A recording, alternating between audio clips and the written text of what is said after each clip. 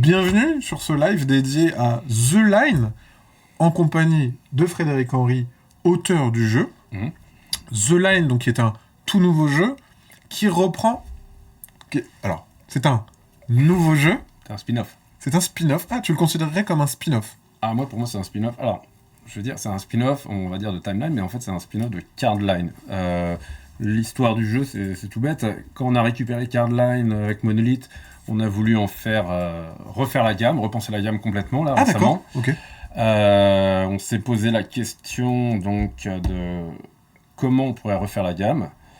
Et très rapidement, on s'est demandé qu'est-ce qui à l'époque marchait le mieux dans Timeline. Et le Timeline qui a le mieux marché, c'était Timeline multithème. Donc on s'est dit, est-ce qu'on peut faire un Cardline multithème? Voilà. Okay. Et pour expliquer la différence, il y a eu Timeline qui était un jeu... Timeline, tu joues avec des dates. Cardline, tu joues avec des poids, avec des espérances de vie, avec des distances, avec des tailles, avec des vitesses, avec des forces, avec des PIB, avec des forces pour les super-héros. Bon, ça, celui-là, faut l'oublier, mais voilà, des intelligences, des choses comme ça. C'était du classement de stats. Exactement, voilà, c'était du classement de stats. Et donc là, on s'est dit, mais attends, mais on n'a qu'à tout mélanger.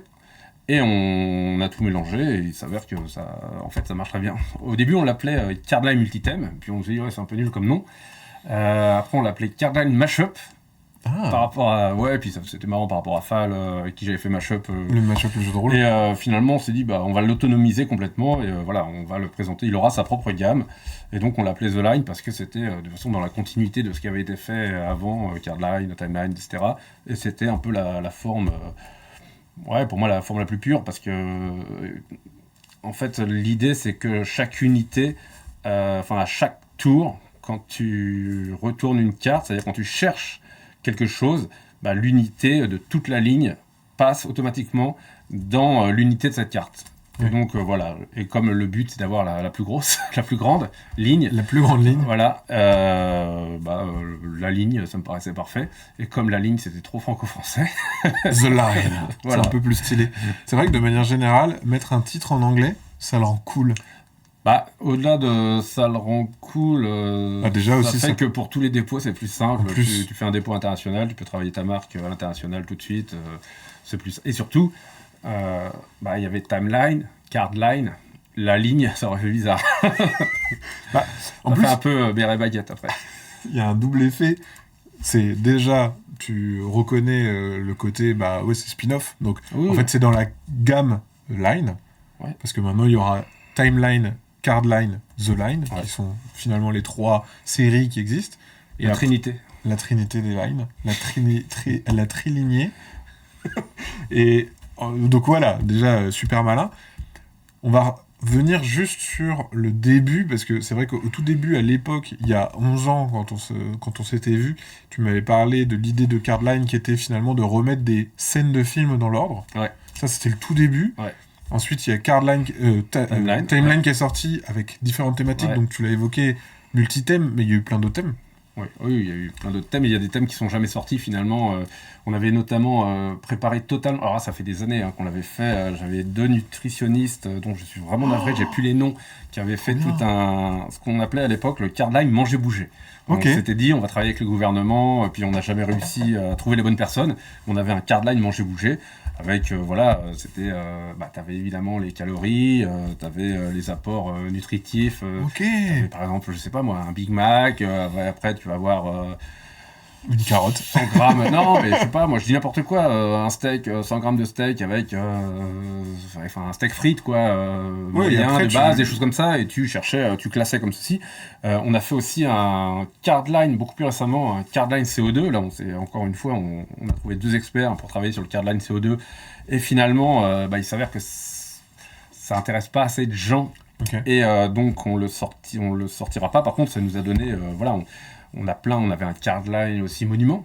On sortira peut-être finalement en Cardline, c'est possible, parce que Cardline Monument, ça marche plutôt bien. Cardline musique, Cardline cinéma. Toi, par exemple, si je te dis sur des films, le box-office, le nombre de personnes qui sont allées le voir en salle, combien ça a généré, au box-office, le budget du film, etc., etc. Son année d'exploitation, par exemple, ou son année de création, des choses comme ça. Et ça marchait très bien aussi. Mais on s'est dit, attends, mais on va tout mélanger, et puis voilà, ça a donné Cardline Mashup, et qui a donné The Line, puisque c'était plus simple de l'isoler finalement. Parce que Timeline, la restriction, entre guillemets, c'était que c'était que des dates. Ouais. Donc ça allait bien sûr à l'apparition des abeilles jusqu'aux trucs les plus modernes, mais ça restait sur une timeline du temps. Cardline, tu t'es un peu émancipé du côté date, parce que là maintenant c'était des données, mais c'était à chaque fois une donnée spécifique. Là, sur The Line, l'épuration, elle va encore plus loin, parce que maintenant, on va pas classer des données avec un référent, par exemple, des litres, des nombres de personnes ou des euros. Maintenant, ça peut être n'importe quoi. Ça peut être autant des nombres d'épisodes que ça peut être le poids, que la taille, que machin. Donc en fait, parce que tu vas changer l'unité à chaque carte. Voilà, chaque carte, l'important c'est que ta ligne elle soit très clairement établie devant toi et qu'il n'y ait pas d'unité sur ta ligne. Et donc voilà, quand tu changes de carte, tu changes automatiquement l'unité. Voilà, ce qui est peut-être des litres, là, ce qu'on a sous l'écran, ça peut être des litres. À la prochaine carte, ce sont peut-être des kilomètres. À la prochaine carte, ce sont peut-être des kilogrammes. À la prochaine carte, ce sont peut-être des watts. Enfin voilà, ça peut changer tout le temps. La prochaine sera peut-être une date. Oui. Et ce que nous dit aussi dans le chat, c'est que mettre des scènes de films dans l'ordre, c'est une super idée. Bon courage pour Pulp Fiction, c'est vrai. Mais c'est vrai que tu l'as quand même fait. Pour Memento. Pour Memento. Encore plus dur. Encore plus dur. Parce que l'ordre, il y a un ordre quand même dans Memento. Bien sûr. Mais tu l'as fait avec Star Wars, il me semble. Ouais, mais justement, Star Wars, c'est marrant parce que Star Wars, c'était vraiment. Il y avait Star Wars quand on pensait vraiment les délires de se dire on pourrait faire avec des films. Il y avait Star Wars, il y avait Seigneur des Anneaux, évidemment. Mais finalement, Star Wars, ça s'est fait. Alors, Star Wars, ça existait beaucoup plus tard, mais ça s'est fait. Sous le nom de Timeline en plus. Timeline Star Wars, ouais. Donc, globalement, voilà, c'est quelque chose aussi qui était restrictif parce que là, c'était des scènes de films. Il fallait en plus connaître le film parce que sinon, tu passais un peu à côté. Sur The Line, il y avait cette volonté du coup de faire, comme tu dis, un mash-up de toutes les données, etc. Pourquoi avoir quitté le principe de thème? Alors même si Timeline c'était multi-thème. Parce que pour moi ça reviendra, mais il faut au moins qu'on ait, entre guillemets, c'est une gamme. Donc il faut au moins qu'on ait 3 boîtes qui sont des boîtes, on va dire, multi-thèmes justement, pour bien installer dans la tête des gens qu'on peut, entre guillemets, tout faire.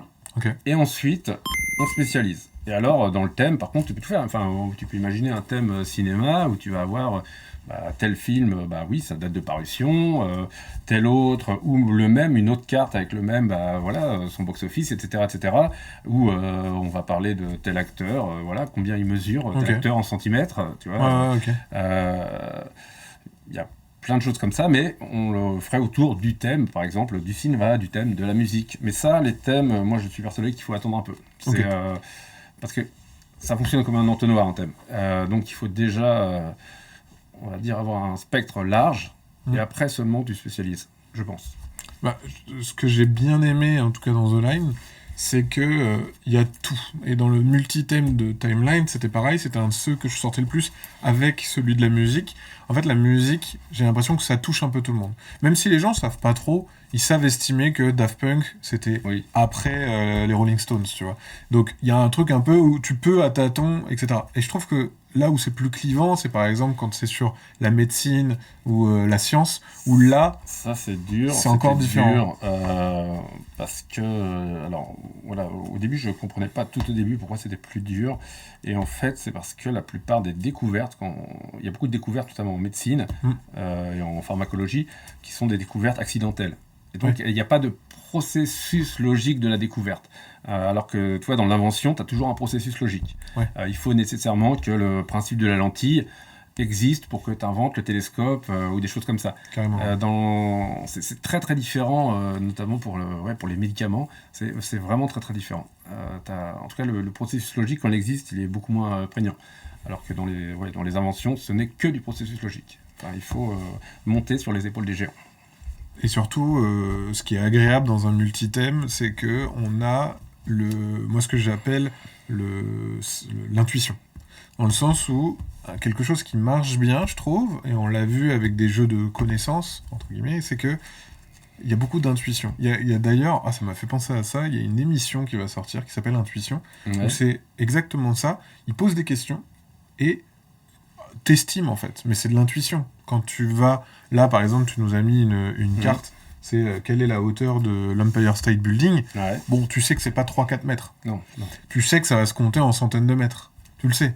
Et tu as une espèce d'intuition de je pense que nanana. Je pense que personne n'a vraiment cette donnée, à part si vraiment t'es fan de building, mais sinon tu l'as pas vraiment. Et en fait, je pense que c'est ça la force d'un The Line ou d'un Card Line multi-thème, c'est qu'on est sur de l'intuition. Après, globalement, c'est par rapport à des jeux de connaissances ou des jeux de quiz, ce qu'avait apporté Timeline ou Card Line, c'était le côté on te demande pas de savoir exactement. C'est ça. T'es pas trivial. Oui, en plus. C'est pas 1781. Est-ce que c'est après 1600 et des bananes? Est-ce que c'est avant 1900 des bananes? Et voilà, c'est une zone. Enfin, c'est un ordre de grandeur, en fait. Voilà. Moi, c'est... ça, par exemple, j'aime beaucoup Jean Covici, mais parce que ce que j'aime chez Jean Covici, au-delà des questions qui sont traitées, c'est la façon de penser et c'est la mise en avant à chaque fois de l'ordre de grandeur. Ouais. Ça, l'ordre de grandeur, je trouve que c'est un truc extrêmement important, mais tu vois aussi que le raisonnement par ordre de grandeur, c'est pas forcément naturel et c'est pas dispatché. Comment dire? C'est pas distribué complètement aléatoirement dans toute la population. J'ai remarqué, moi, j'ai des tables où, pour qui c'est extrêmement clair et les choses sont très simples, sans connaître pourtant le chiffre ou la date exacte, alors que j'ai des tables pour qui c'est extrêmement compliqué d'estimer, mais même avec un facteur 100 ou 1000. Tu vois. Et d'ailleurs, ça, tu le vois quand tu es dans des... dès que tu attaques des choses qui sont du domaine de l'espace, par exemple, là, les facteurs, tu peux te tromper à facteur 1000 ou facteur 1 million sans problème. Bien sûr. L'Empire State, c'est avec ou sans l'antenne? C'est avec l'antenne, j'imagine. C'est avec, ouais. D'ailleurs, n'hésitez pas. Si vous savez on vous donne la réponse dans 10 minutes, quelle est la hauteur de l'Empire State Building? Tu vas sur Google, c'est la seule chose que j'interdis à table, c'est Google. Et c'est vrai. Il y a des gens qui sortent Google. Non, pas pendant une partie, ça fait partie aussi c'est la règle implicite, c'est que tu n'utilises pas un moteur de recherche. C'est ça, tu fais tout à... Ouais, c'est vrai que j'avais pas pensé. Ah oui, sinon... Ils vont tricher de ouf. Eh bien, je pense que c'est... Non. Non, mais clairement. Et... Du coup, donc, l'esprit vient en faire un card line, mais multi-thème. On refait card line. On refait card line. La diff aussi. Et alors, ça a été instauré, c'est vrai qu'on n'en a pas parlé, mais il y a eu Timeline Twist aussi qui est sorti. Alors ça, c'était pas par toi, ça avait été fait... C'est Corey Koniska qui a fait la règle Twist. En gros, c'est vrai qu'on n'en avait pas reparlé, mais Timeline Twist, c'est... Timeline, normalement, c'est... compétitif. C'est-à-dire que tout le monde a des cartes devant lui, c'est un jeu de défausse un peu. C'est-à-dire qu'on doit essayer de jouer sa carte pour pouvoir s'en défausser, sinon on en repioche une. La première personne qui a réussi à jouer toutes ses cartes a gagné. Dans Timeline Twist, il y a une mise en place et une distribution qui est faite pour que ça soit coopératif. Il y a même une iconographie qui permet justement de gérer ça au mieux. La version, le fait que ça soit coop, est-ce que t'as une volonté du coup dans The Line d'en faire d'abord un jeu coop avant d'un jeu compétitif? Alors, pour moi, c'est d'abord un jeu coop. Ça, c'est très important parce que pour moi, c'est une des grosses innovations, on va dire. C'est le côté coop, mais surtout, c'est un coop simple. Twist... C'était une volonté de se dire, The Line, ça sera un card line coopératif multi-thème. Ouais. Et Twist... Twist, je trouve, avec le recul, que le coop est beaucoup trop, entre guillemets, gros joueur et pas grand public du tout. Et tu vois, le coop sur The Line, il tient en 3 cartes. Voilà, ça, c'est le coop, il est là. En gros, ouais, parce que dans Card Line, t'as des cartes boucliers qui symbolisent les vies communes. Et si t'en as plus, t'as perdu. Voilà. Globalement, c'est ça. Si tu te trompes autant de fois que t'as de vie, t'as perdu. Et surtout, il y a un truc qui est très important, c'est tu peux collectivement choisir de passer. Ça, c'est passer. Alors là, il faut vraiment que je le répète, mais parce que c'est un truc que aussi au cours de la tournée, je m'aperçois que c'est pas naturel pour les gens de passer. Et t'as envie de jouer. Mais t'as des questions qui sont plus dures que d'autres. Et en gros, c'est un obstacle. Une question dure, c'est un obstacle. La meilleure façon de franchir un obstacle, c'est justement de le contourner. Et passer, ça te permet de le contourner. Et beaucoup de gens hésitent à passer. Et tu vois, dans The Line, quand tu joues, tu as 20 cartes, sachant que tu as 20 cartes et 3 points de vie. Quand tu as cramé ton dernier point de vie, la partie, elle s'arrête. Même s'il te reste encore peut-être 14 cartes derrière. Alors que simplement, quand tu sais pas, plutôt que risquer de finir la partie et de t'arrêter à tes peut-être 6 points, tu passes l'obstacle, tu vires la carte, mais il te restera encore donc 13 cartes sur lesquelles tu pourras scorer. En fait, en ne passant pas, tu obères le potentiel que représentent ces 14 cartes suivantes. Ouais. Mais ça, c'est vrai que c'est pas non plus un truc extrêmement intuitif. J'ai des tables pour qui c'est une évidence, et souvent c'est des tables assez de calculateur, quoi, et où ils voient le risk-reward en fait, et donc le risk-reward est très bon à passer, surtout quand il te reste beaucoup de cartes derrière. Et j'ai des tables pour qui passer, c'est pas dans leur logiciel, et on fait question par question jusqu'à ce que ça s'arrête, même si ça s'arrête à la 6e. Et ça, c'est bizarre, je trouve. Moi, je fais partie aussi de ces gens-là, de se dire non, mais vas-y, viens, on tente, etc. Le côté, je pense que c'est mais tu te pries de pouvoir tenter sur les 14 ouais, je suis d'accord. Je pense que c'est parce que les premières parties, tu les fais comme ça, et après, quand tu veux t'améliorer, parce que, aussi, chose à dire, c'est que The Line, c'est un jeu à scoring. Oui, mais justement, c'est ça qui me... En gros, moi, alors là, j'ai vraiment beaucoup de on le capte pas au début. Je l'ai fait jouer vraiment, vraiment beaucoup maintenant, et je vois bien que les plus gros scores, ils sont toujours le fait de gens qui n'hésitent pas à passer. Voilà, c'est... De toute façon, c'est pas dur. Si tu passes pas, tu feras jamais même 10 ou 11 points à ta première... Sauf si t'es vraiment très bon, mais... ouais. Oui. Ça n'arrive jamais. Si, ou alors très nombreux, et qu'il y a toujours quelqu'un qui est au fait, au fait de la question. Je rappelle rapidement les règles de The Line, mais globalement, on va toutes les personnes qui participent reçoivent des cartes. Alors, oui, c'est le collectif reçoit, il y a 20 cartes, on prend 20 cartes, c'est tout. On a 185 cartes, on en prend 20. On va en poser une au hasard au milieu, ça va être ta carte de base. Et ensuite, comme timeline, comme cardline, on va chercher à poser à droite ou à gauche, puis entre les cartes. Et simplement, on va lire un petit intitulé. Et en fonction de l'intitulé, on va collectivement choisir est-ce qu'on pose ou est-ce qu'on passe. Et si on pose, on s'expose à se tromper. Et si on se trompe, on retourne un crâne.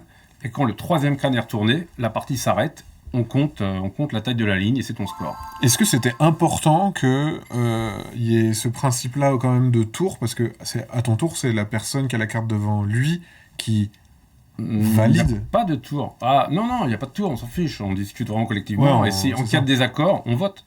On vote, Qui est d'accord pour la poser là, qui est d'accord pour la poser là, et on voit qui remporte le vote. Là, pour la hauteur, on nous a dit 400 mètres. 381, on est pas mal. Ouais. Sans tricher, si t'as pas triché, bravo. Ouais, sans tricher, c'est bien. Sans tricher, c'est bien. Et on essaye de les classer comme ça, en posant le plus possible. Si on réussit à poser les 20, c'est une victoire parfaite. Je pense que personne le fera 20, sauf à connaître par cœur le jeu. Mais pour l'instant, vraiment, les meilleurs joueurs que j'ai vus pour l'instant, la meilleure équipe, c'était l'équipe Cyril Demeg et Monsieur Fall, qui ont atteint 18. Et 18, c'est vraiment un très très très bon score. Mais j'ai vu des 5 par exemple. Ah oui. Mais les 5 sont toujours des gens qui ne vont pas au bout. Voilà, qui ne vont pas au bout, qui ne passent pas et qui cherchent, à aller tout au bout sans jamais passer. Sur une première partie, c'est normal, je pense. C'est le temps aussi de s'adapter, où tu te dis...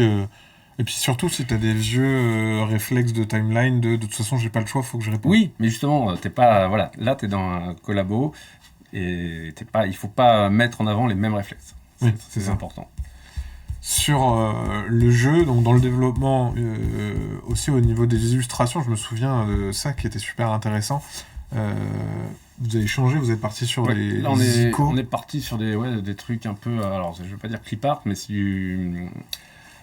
le graphiste en fait qui fait ça, parce qu'on est beaucoup moins dessiné, on est beaucoup plus graphique, parce qu'on se dit que, c'est surtout la personne qui va poser la question, qui va simplement voir l'image.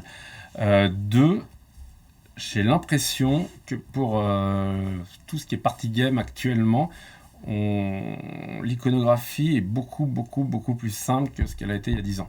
Tu vois, je pense que des dessins comme... tu vois, Timeline... c'était mais les dessins, ils sont fous sur Timeline. 15 ans. Il y a plus oui, mais est-ce qu'aujourd'hui... des indices aussi, je trouve. Ouais, mais ça, c'est intéressant, justement, que ça donne des indices. Mais j'ai l'impression que Timeline, c'est presque trop travaillé pour ce qu'est un party game aujourd'hui. Un jeu d'apéro, on va dire, plutôt.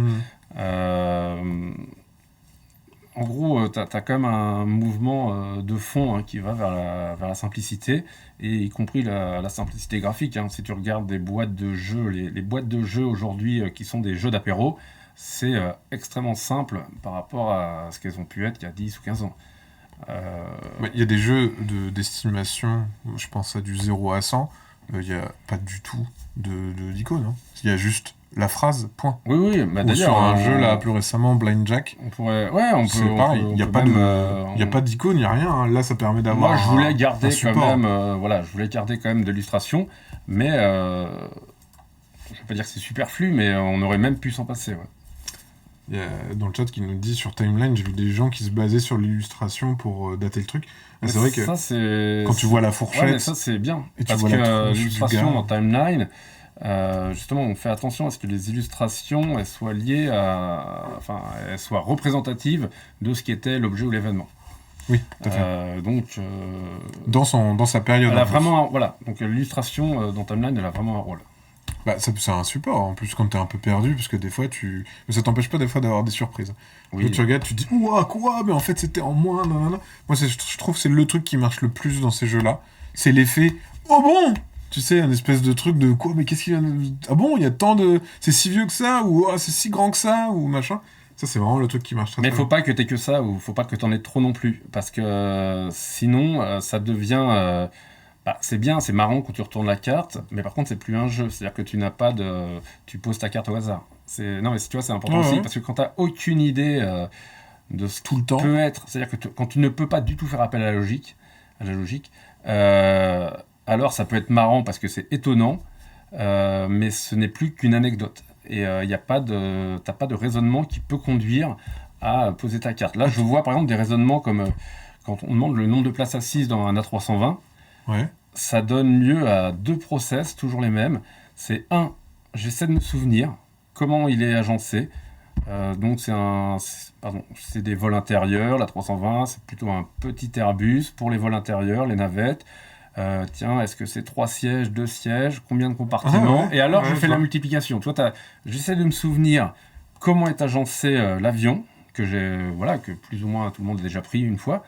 Et ensuite, je passe au calcul. Donc, s'il y a 3 rangées là sur tant de sièges et qu'il y a 3 compartiments, 2 ici, et à la fin, tu trouves Tu voulais garder que des questions ou finalement, avec un peu de logique, où tu peux t'en approcher. Non, j'ai pas gardé que des questions comme ça. En tout cas, mais j'en veux. Il faut que ce soit une majorité. Okay. Parce que sinon, ça devient très aléatoire et c'est juste anecdotique.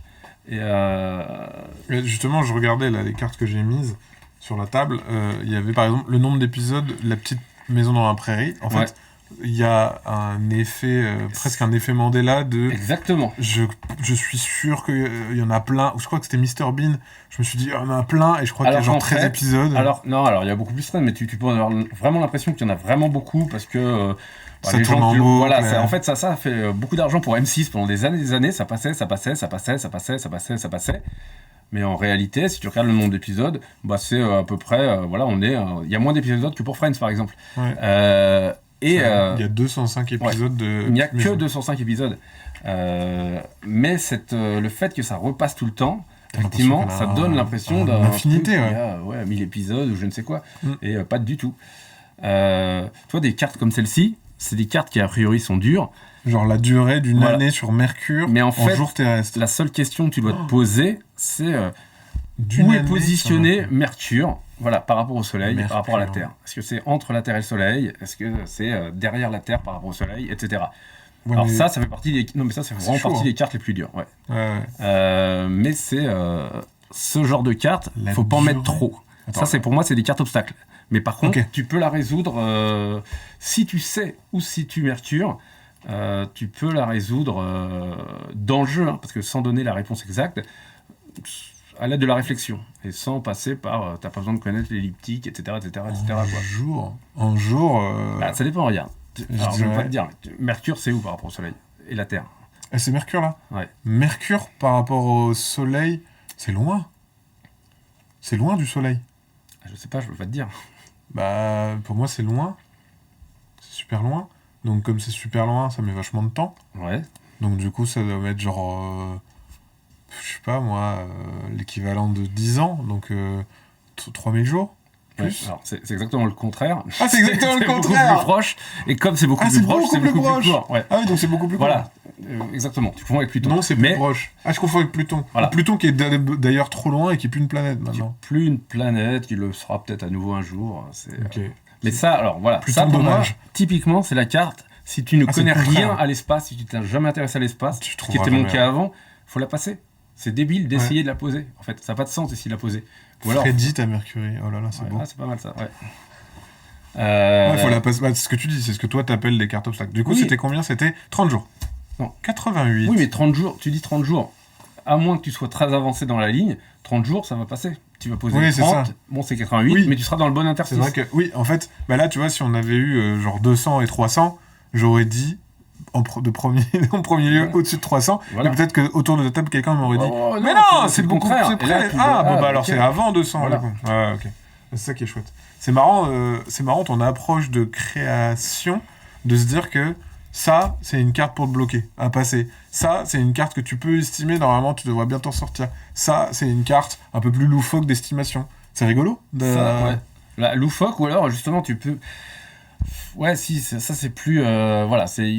Parce que tout le monde se souvient de J'étais chez Mémé, ça passait. Voilà, ça passait sur M6 à l'époque. Ouais, et alors je peux te dire, il y a un épisode où Laura Ingalls était toute petite, voilà, où on la voit dans le générique faire l'avion dans les champs, et elle se marie plus tard, peut-être. Ouais. Et là, donc tu te dis, il s'est quand même passé un certain nombre d'années, il y a eu peut-être 10, 11 saisons. Mais une saison, à l'époque, les séries faisaient combien de saisons à l'époque? Et là, tu vois, tu vas raisonner comme ça, autour de la table, collectivement, et tu vas arriver à dire, peut-être 200, entre 200 et 220. Et t'auras raison. Et on s'en fiche que ce soit 205. Et c'est ça qui est bien, c'est que t'es pas pénalisé parce que tu connais pas la réponse exacte. Et ça, c'est l'ordre de grandeur, encore une fois. Oui, c'est vrai qu'il y a un moyen mémotechnique pour retenir l'ordre des planètes.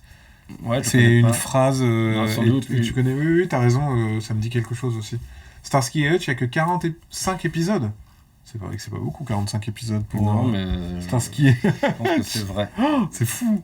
Moi j'aime bien cet effet-là de je pense savoir et en fait t'as la surprise, mais c'est pas c'était au hasard. C'est ah oui d'accord ok je me trompais. Là tu vois par exemple pour Mercure c'est exactement ce qui m'est arrivé. C'est non oui ok c'est complètement le contraire en fait. J'avais l'impression que c'était beaucoup plus loin machin mais en fait pas du tout, vraiment pas du tout.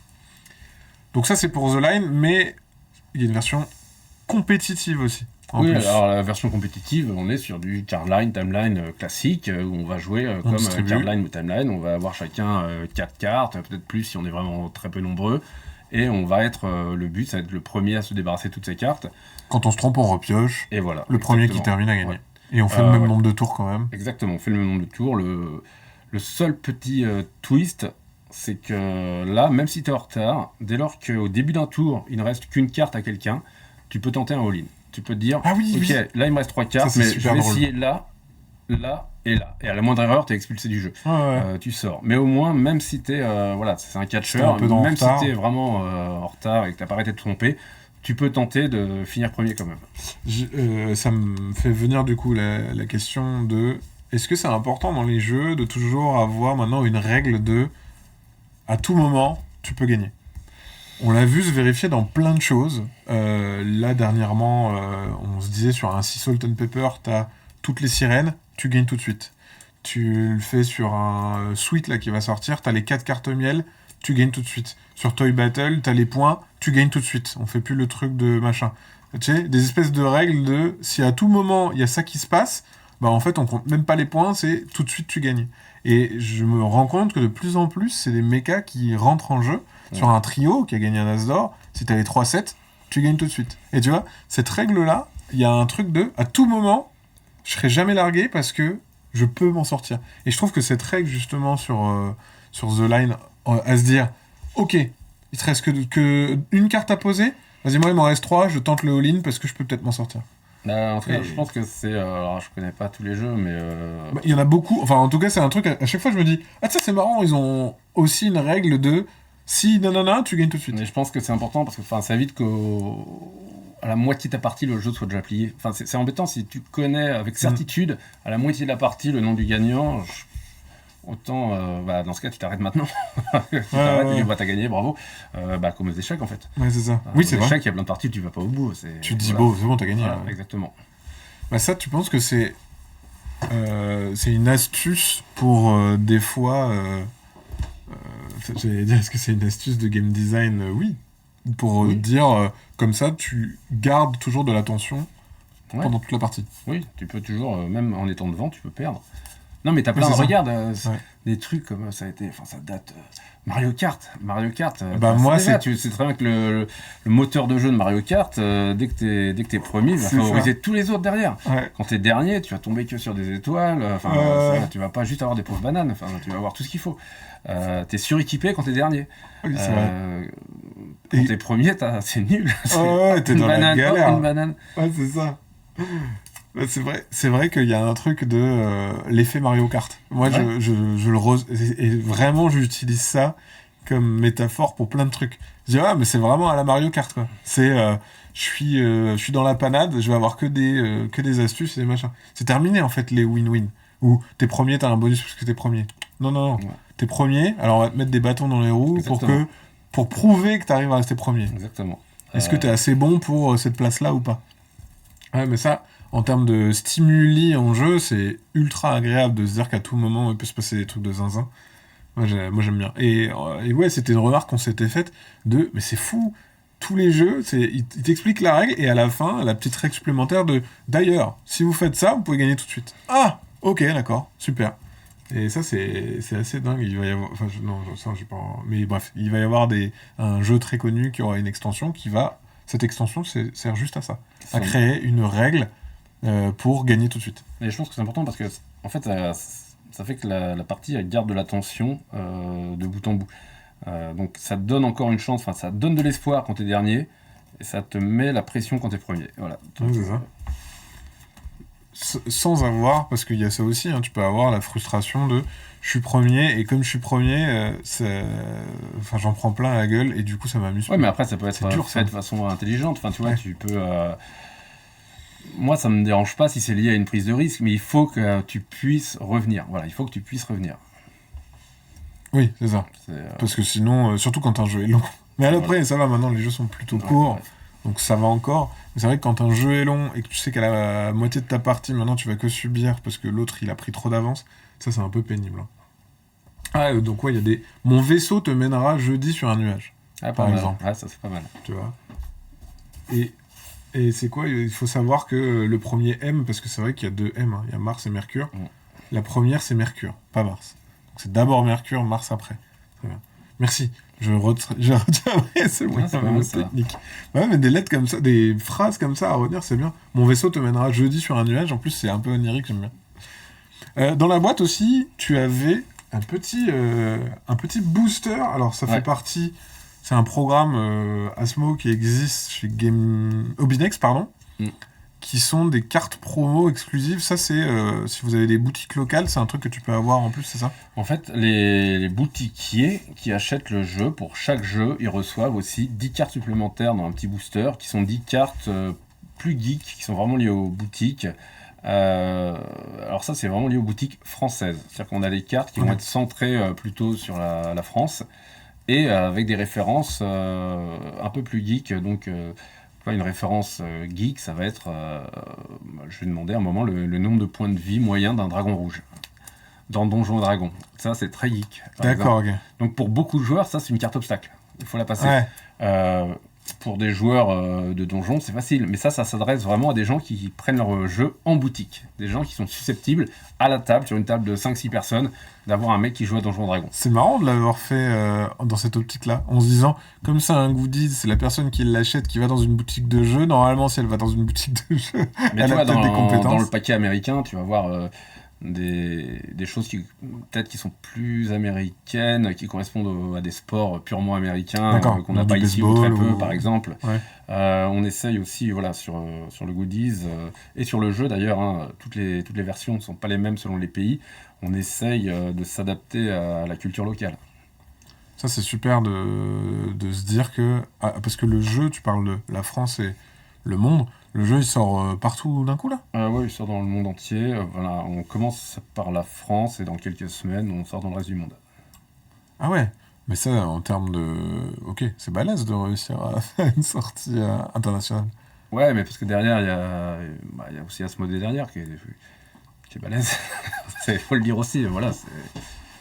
D'ailleurs, on en parlait, et oui, vous avez raison de le dire dans le chat, il y a une possibilité de l'avoir sur notre site, on l'avait déjà fait la dernière fois avec Bounty Hunter. On aura une version The Line dédicacée par toi-même. Ah oui. Tu vas faire des boîtes dédicacées, où vous aurez la possibilité de commander sur le site la boîte avec une dédicace que tu vas faire. Je suis sur mes étiquettes là. T'es sur les étiquettes. Ouais, les ouais. dédicaces, comme d'habitude, tu vas faire encore des dessins. Non, là c'est vraiment c'est du texte, c'est plus de texte. Mais pareil, ce sera un système d'étiquettes que tu mets directement Dans le couvercle. ouais, à l'intérieur. Et voilà, Ok. et des petites, c'est numéroté quoi. Comme ça, tu connais Vous aurez- exactement. C'est le premier, c'est le premier tirage et tu connais exactement le numéro de ta boîte. Quoi. C'est marrant, je trouve. Donc voilà, si jamais, si vous passez commande sur notre site, vous avez la possibilité d'avoir The Line avec dédicace, si c'est encore disponible, parce que ça sera dans la limite des stocks disponibles. Et après, il y aura quand même la version de base, si vous voulez récupérer le jeu, il n'y a pas de problème. Tu parlais de multi-thèmes, de pas tout de suite mettre des thèmes. C'est vrai que sur Timeline Twist, il y avait tout de suite des thématiques pop culture, Star Wars, etc.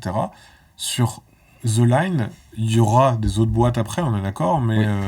l'idée c'est de garder multi-thèmes. Au moins les 3 premières boîtes. Voilà. Au moins les 3 premières boîtes, de se dire on va avoir des multi-thèmes, mais comment tu vas faire pour le différencier, que les gens se trompent pas Ah bah par exemple, t'as Deux, la The Line boîte 2. rouge, la boîte verte, Ah, d'accord, la ok. boîte bleue, donc le fameux RVB, Ouais, ouais. qui distingue beaucoup, enfin voilà, c'est très facile de distinguer. Et tu vois, t'as les dos de cartes par exemple. Ouais, Ah, tu vas faire ça des n'a bleus pas été rouges et- préparé avant. Hein. Oh. Mais voilà, tu vois là, quand ça vient le gold, quand ça vient de ce petit sachet, c'est gold. Donc les autres Ah oui, donc ça c'est la petite extension booster, le sont dos. rouges. Voilà. L'idée, ah oui, dans Timeline en fait, on a galéré on n'a jamais réussi à faire que les gens acceptent de mélanger leurs boîtes. Ouais, moi, Jamais, je l'ai jamais fait. Parce qu'il y avait un écueil que moi j'avais sous-estimé, c'est l'aspect un peu collectionneur De ouf. des joueurs, et tu veux que ce qui était au début de la partie dans ta boîte soit à la fin de la partie dans ta boîte. 100%. Et tu mélanges pas. C'est fou. Et je donc suis pareil. là, on peut dire, voilà, imagine que ça soit la boîte verte, le gold, ou voilà, on a une boîte gold, on s'en fiche. Voilà, à la fin, celle-là, tu la remets dans ta boîte gold, et Parce on n'en qu'elle parle a- plus, Ouais. ou dans ta boîte verte, si c'est issu de la boîte verte, etc. Mais du coup, tu fais exploser la combinatoire en mélangeant les boîtes. Ah bah de ouf. Moi, ce qui m'intéresse, c'est l'aspect combinatoire. Et donc, voilà, avec les dos de cartes de couleur, ça règle enfin ce problème. C'est très malin. Oui, j'avais pas vu ça. Ouais, de se dire que, ouais, ok, donc à terme, les boîtes, ça sera des boîtes, la boîte rouge, la boîte bleue, Voilà. etc., etc. Tu mélanges ou pas si tu veux, mais en tout cas, si tu mélanges, beaucoup plus simple pour les retrier derrière. Voilà, exactement. Parce que de toute façon, c'est déjà posé sur la table avec les couleurs. C'est ça. Quand tu récupères ta ligne, tu vas dire, ah, ça, je prends les rouges. Je prends les rouges, ça, je mets les prends machins, ouais. Voilà, et c'est tout. Ça, c'est quelque chose que tu voyais pas assez fait de mélanger, alors que tu voulais que les gens le fassent. Je voulais que les gens le fassent. On a même insisté. On faisait, tu vois, on faisait des trucs 100% compatibles avec les autres jeux de la gamme, etc., etc. Mais on n'a jamais réussi à ce que dans la pratique, les gens les mélangent. Non, ça se faisait pas. Et c'est marrant parce que c'est exactement ça. Les timelines, je les ai tous en boîte métal. Je les ai rachetés parce qu'après c'est ressorti en boîte ronde. Puis ensuite c'est ressorti en boîte carrée. Et j'ai jamais mélangé. Mais jamais, hein. Ouais, mais C'est fou. Personne, enfin très peu de gens en fait, je pense. Enfin moi, je ne connais personne qui l'ait jamais fait. Mais ça a toujours été une volonté, ça, que ce soit fait. Et on n'a jamais réussi à trouver le petit twist pour convaincre les gens de le faire sans danger de ne pas s'y retrouver à la fin.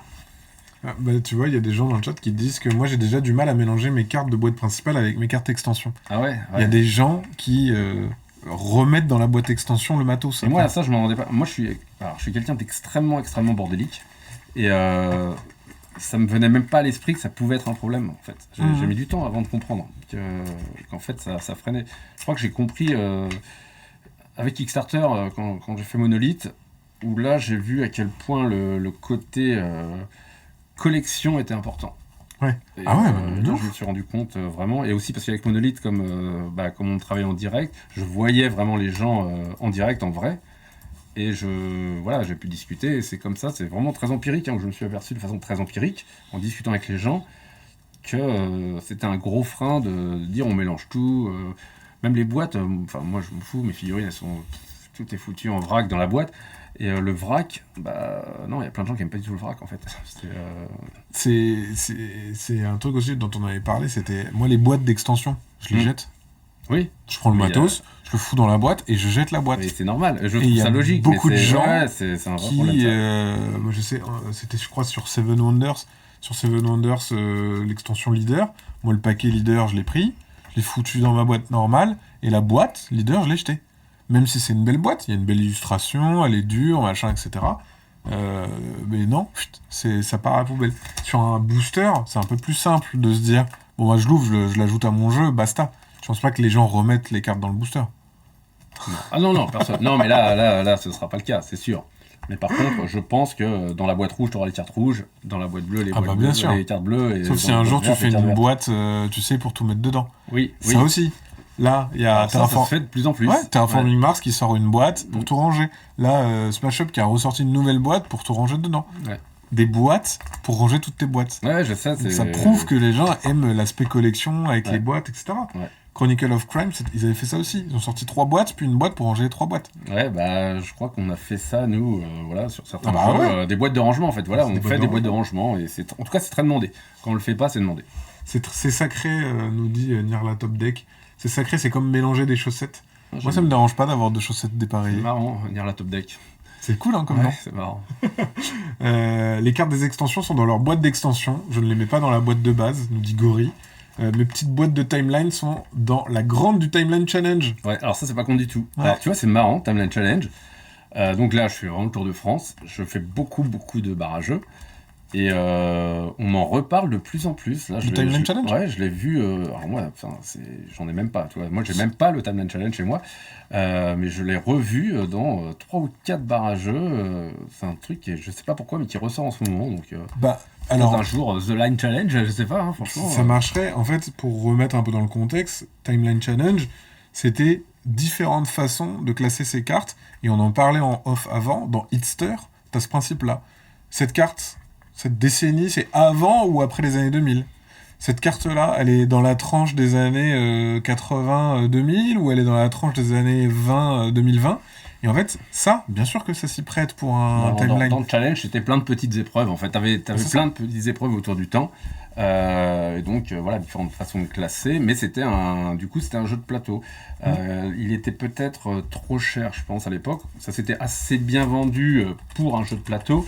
Mais c'était très loin des attentes d'Asmodée sur du timeline. Timeline Challenge voilà. Il est là. Et en fait, sur le plateau, chaque encart, c'était une épreuve. Exactement. Une épreuve différente. Il y avait aussi des petits plateaux pour estimer une date, etc. Tu les vois, les petits plateaux. Ouais, en bas à gauche, voilà, exactement. Enfin, de répondre, c'était les petits pads à l'époque. Oui, c'est des petites pads, des petites roulettes, machin. En fait, ça permettait de créer un espèce de liant entre toutes les cartes aussi, tu vois. Ouais, bien sûr. En fait, ça transformait tous les timelines en cartouches pour la console. Ouais, exactement. Le Timeline Challenge était un peu la console. C'est vrai, ça. Et le mec qui avait déjà 5 timelines, par exemple, ça lui donnait de quoi jouer à Timeline Challenge. Mais ouais, si il était ok pour mélanger. Peut-être que les thématiques aussi font que t'as moins envie de mélanger. Sur un multithème, tu te dis, c'est déjà mélangé. Non, alors que sur des thématiques, moins. Ça dépend de l'extension. Clank, les maps supplémentaires sont dans des blisters, ça va à la poubelle. Là, oui, je suis d'accord pour les extensions. Mindbug aussi, parce que c'est que des cartes. En fait, oui, ça va dépendre de l'extension. Là, dernièrement, il y a la mode du booster, de la petite extension pas très chère qu'on va rajouter. Là, j'imagine que les gens ne gardent pas le booster. Non. Je pense pas. Impossible. Non. Je pense qu'il y en a qui le gardent. Hein. Bah, regarde, toi, tu l'as gardé dans ta boîte. Je l'ai gardé pour le montrer. Voilà, pour le montrer, pour dire comment ça fonctionne, parce que voilà, on me pose toujours la question pourquoi il est cette couleur-là. Et tu vois, on nous dit aussi impossible de jeter les boîtes. Au pire, elles vont servir pour quelque chose. C'est dur de jeter quoi que ce soit de mes jeux, même si ça sert à rien. Il y a aussi... j'ai du mal à jeter les boîtes dures. Là, quand c'est des trucs un peu souples, ou un matériel un peu plus naze, là, ouais, je comprends. Il y a Gatsby aussi qui nous dit « Je garde les enveloppes des boosters et je les ouvre sans les déchirer. » Tu vois. D'accord. Donc il y a des gens qui font attention tu peux le faire, oui, pour le garder, etc. Ouais, c'est en fait, bien. en fait, c'est là où tu vois aussi le côté collection dans le jeu de société, de se dire, bah, j'achète aussi un objet, et j'ai envie que mon objet il soit chouette, et qu'il soit bien rangé, et machin. Peut-être qu'aussi le classement, il y a le côté, t'as envie que toutes les pièces soient dedans, tu sais. Oui, mais voilà. Je sais pas, tu t'en sépares, tu veux le vendre, ou je sais pas quoi. C'est parce que la boîte, elle est vue comme faisant partie du matériel de jeu. Oui, en plus, ouais. Parce que tu pourras tout mettre dans un sac, et voilà, c'est... Oui, c'est vrai. Splendor, tu mets tout dans un petit sac, et voilà. Il y a eu des trucs de... Ouais, c'est vrai qu'il y a eu des trucs de planches de punch aussi, où c'est juste une planche, tu vois, Mais après, ça marche pas sur Small World, parce qu'il y avait une petite boîte en plastique, mais bon. Oui, votre est chelou, on peut le dire, mais non. Pour le coup, on a fait des questionnaires sur les habitudes de joueurs et joueuses, et du coup, je pense que c'est hyper intéressant dans le développement d'un jeu, parce que si t'as fait des dos de cartes colorées, si t'as fait des questions qui bloquent ou des trucs machin, c'est parce que c'est à force d'avoir des retours que aussi tu t'adoptes ça. Donc en fait, c'est hyper intéressant de connaître quelles sont les habitudes des gens. Tu vois, là par exemple, tes cartes, tu les sleeves aussi parce que... je les sleeve parce que c'est la boîte avec laquelle je fais le Tour de France et qu'elle sort, elle sort. Exactement. Mais il y a des gens, par exemple, qui ne peuvent pas jouer à un jeu sans qu'il soit sleevé. Ils ont besoin de ça, en fait, parce que ils veulent garder intact leur jeu. Ce qui est vachement compréhensible aussi. On est sur une bonne base de syndrome de Diogène ludique, nous dit Dolmor. Je pense qu'en fait, on est attaché, on a de l'affect pour le jeu, on est attaché, donc en fait, on a envie d'en prendre soin. Moi, je connaissais un mec qui gardait ses planches de punch. Une fois dépunché, il gardait les punch, la planche qui va avec, et il les mettait au fond de la boîte, mais voilà, il gardait tout. Ça, je l'ai déjà fait pour que la boîte se referme bien, parce que tu sais, des fois, sinon, c'est trop profond. Quand il y a un thermo, des choses comme ça. J'utilise des boîtes d'extension pour faire des séparateurs de tiroirs, nous dit Max Dépice. Ah, mais c'est pas con, hein. Franchement, c'est une bonne idée. Hein. Il y a un effet de nostalgie qui est apparu aussi sur les anciens jeux et les boîtes qui ont de la valeur. C'est vrai que des fois, il y a des gens aussi qui gardent pour le côté... Après, quand tu es dans une logique de collection et donc éventuellement de revente, effectivement, ça a du sens de garder sa boîte. Je pense que statistiquement, les extensions ont plus de chances de ne plus avoir leur boîte. Si les gens ont le jeu de base. Oui, et donc, du coup, vendre une extension dans sa boîte, ça se raréfie. Et du coup, comme ça se raréfie, t'as moins envie de l'acheter, ta boîte d'extension, parce que tu te dis, si un jour, je sais pas, je veux m'en séparer ou quoi, je vais pas vendre... Je vends le jeu de base avec les extensions dedans. Ouais. Je vends l'un et l'autre.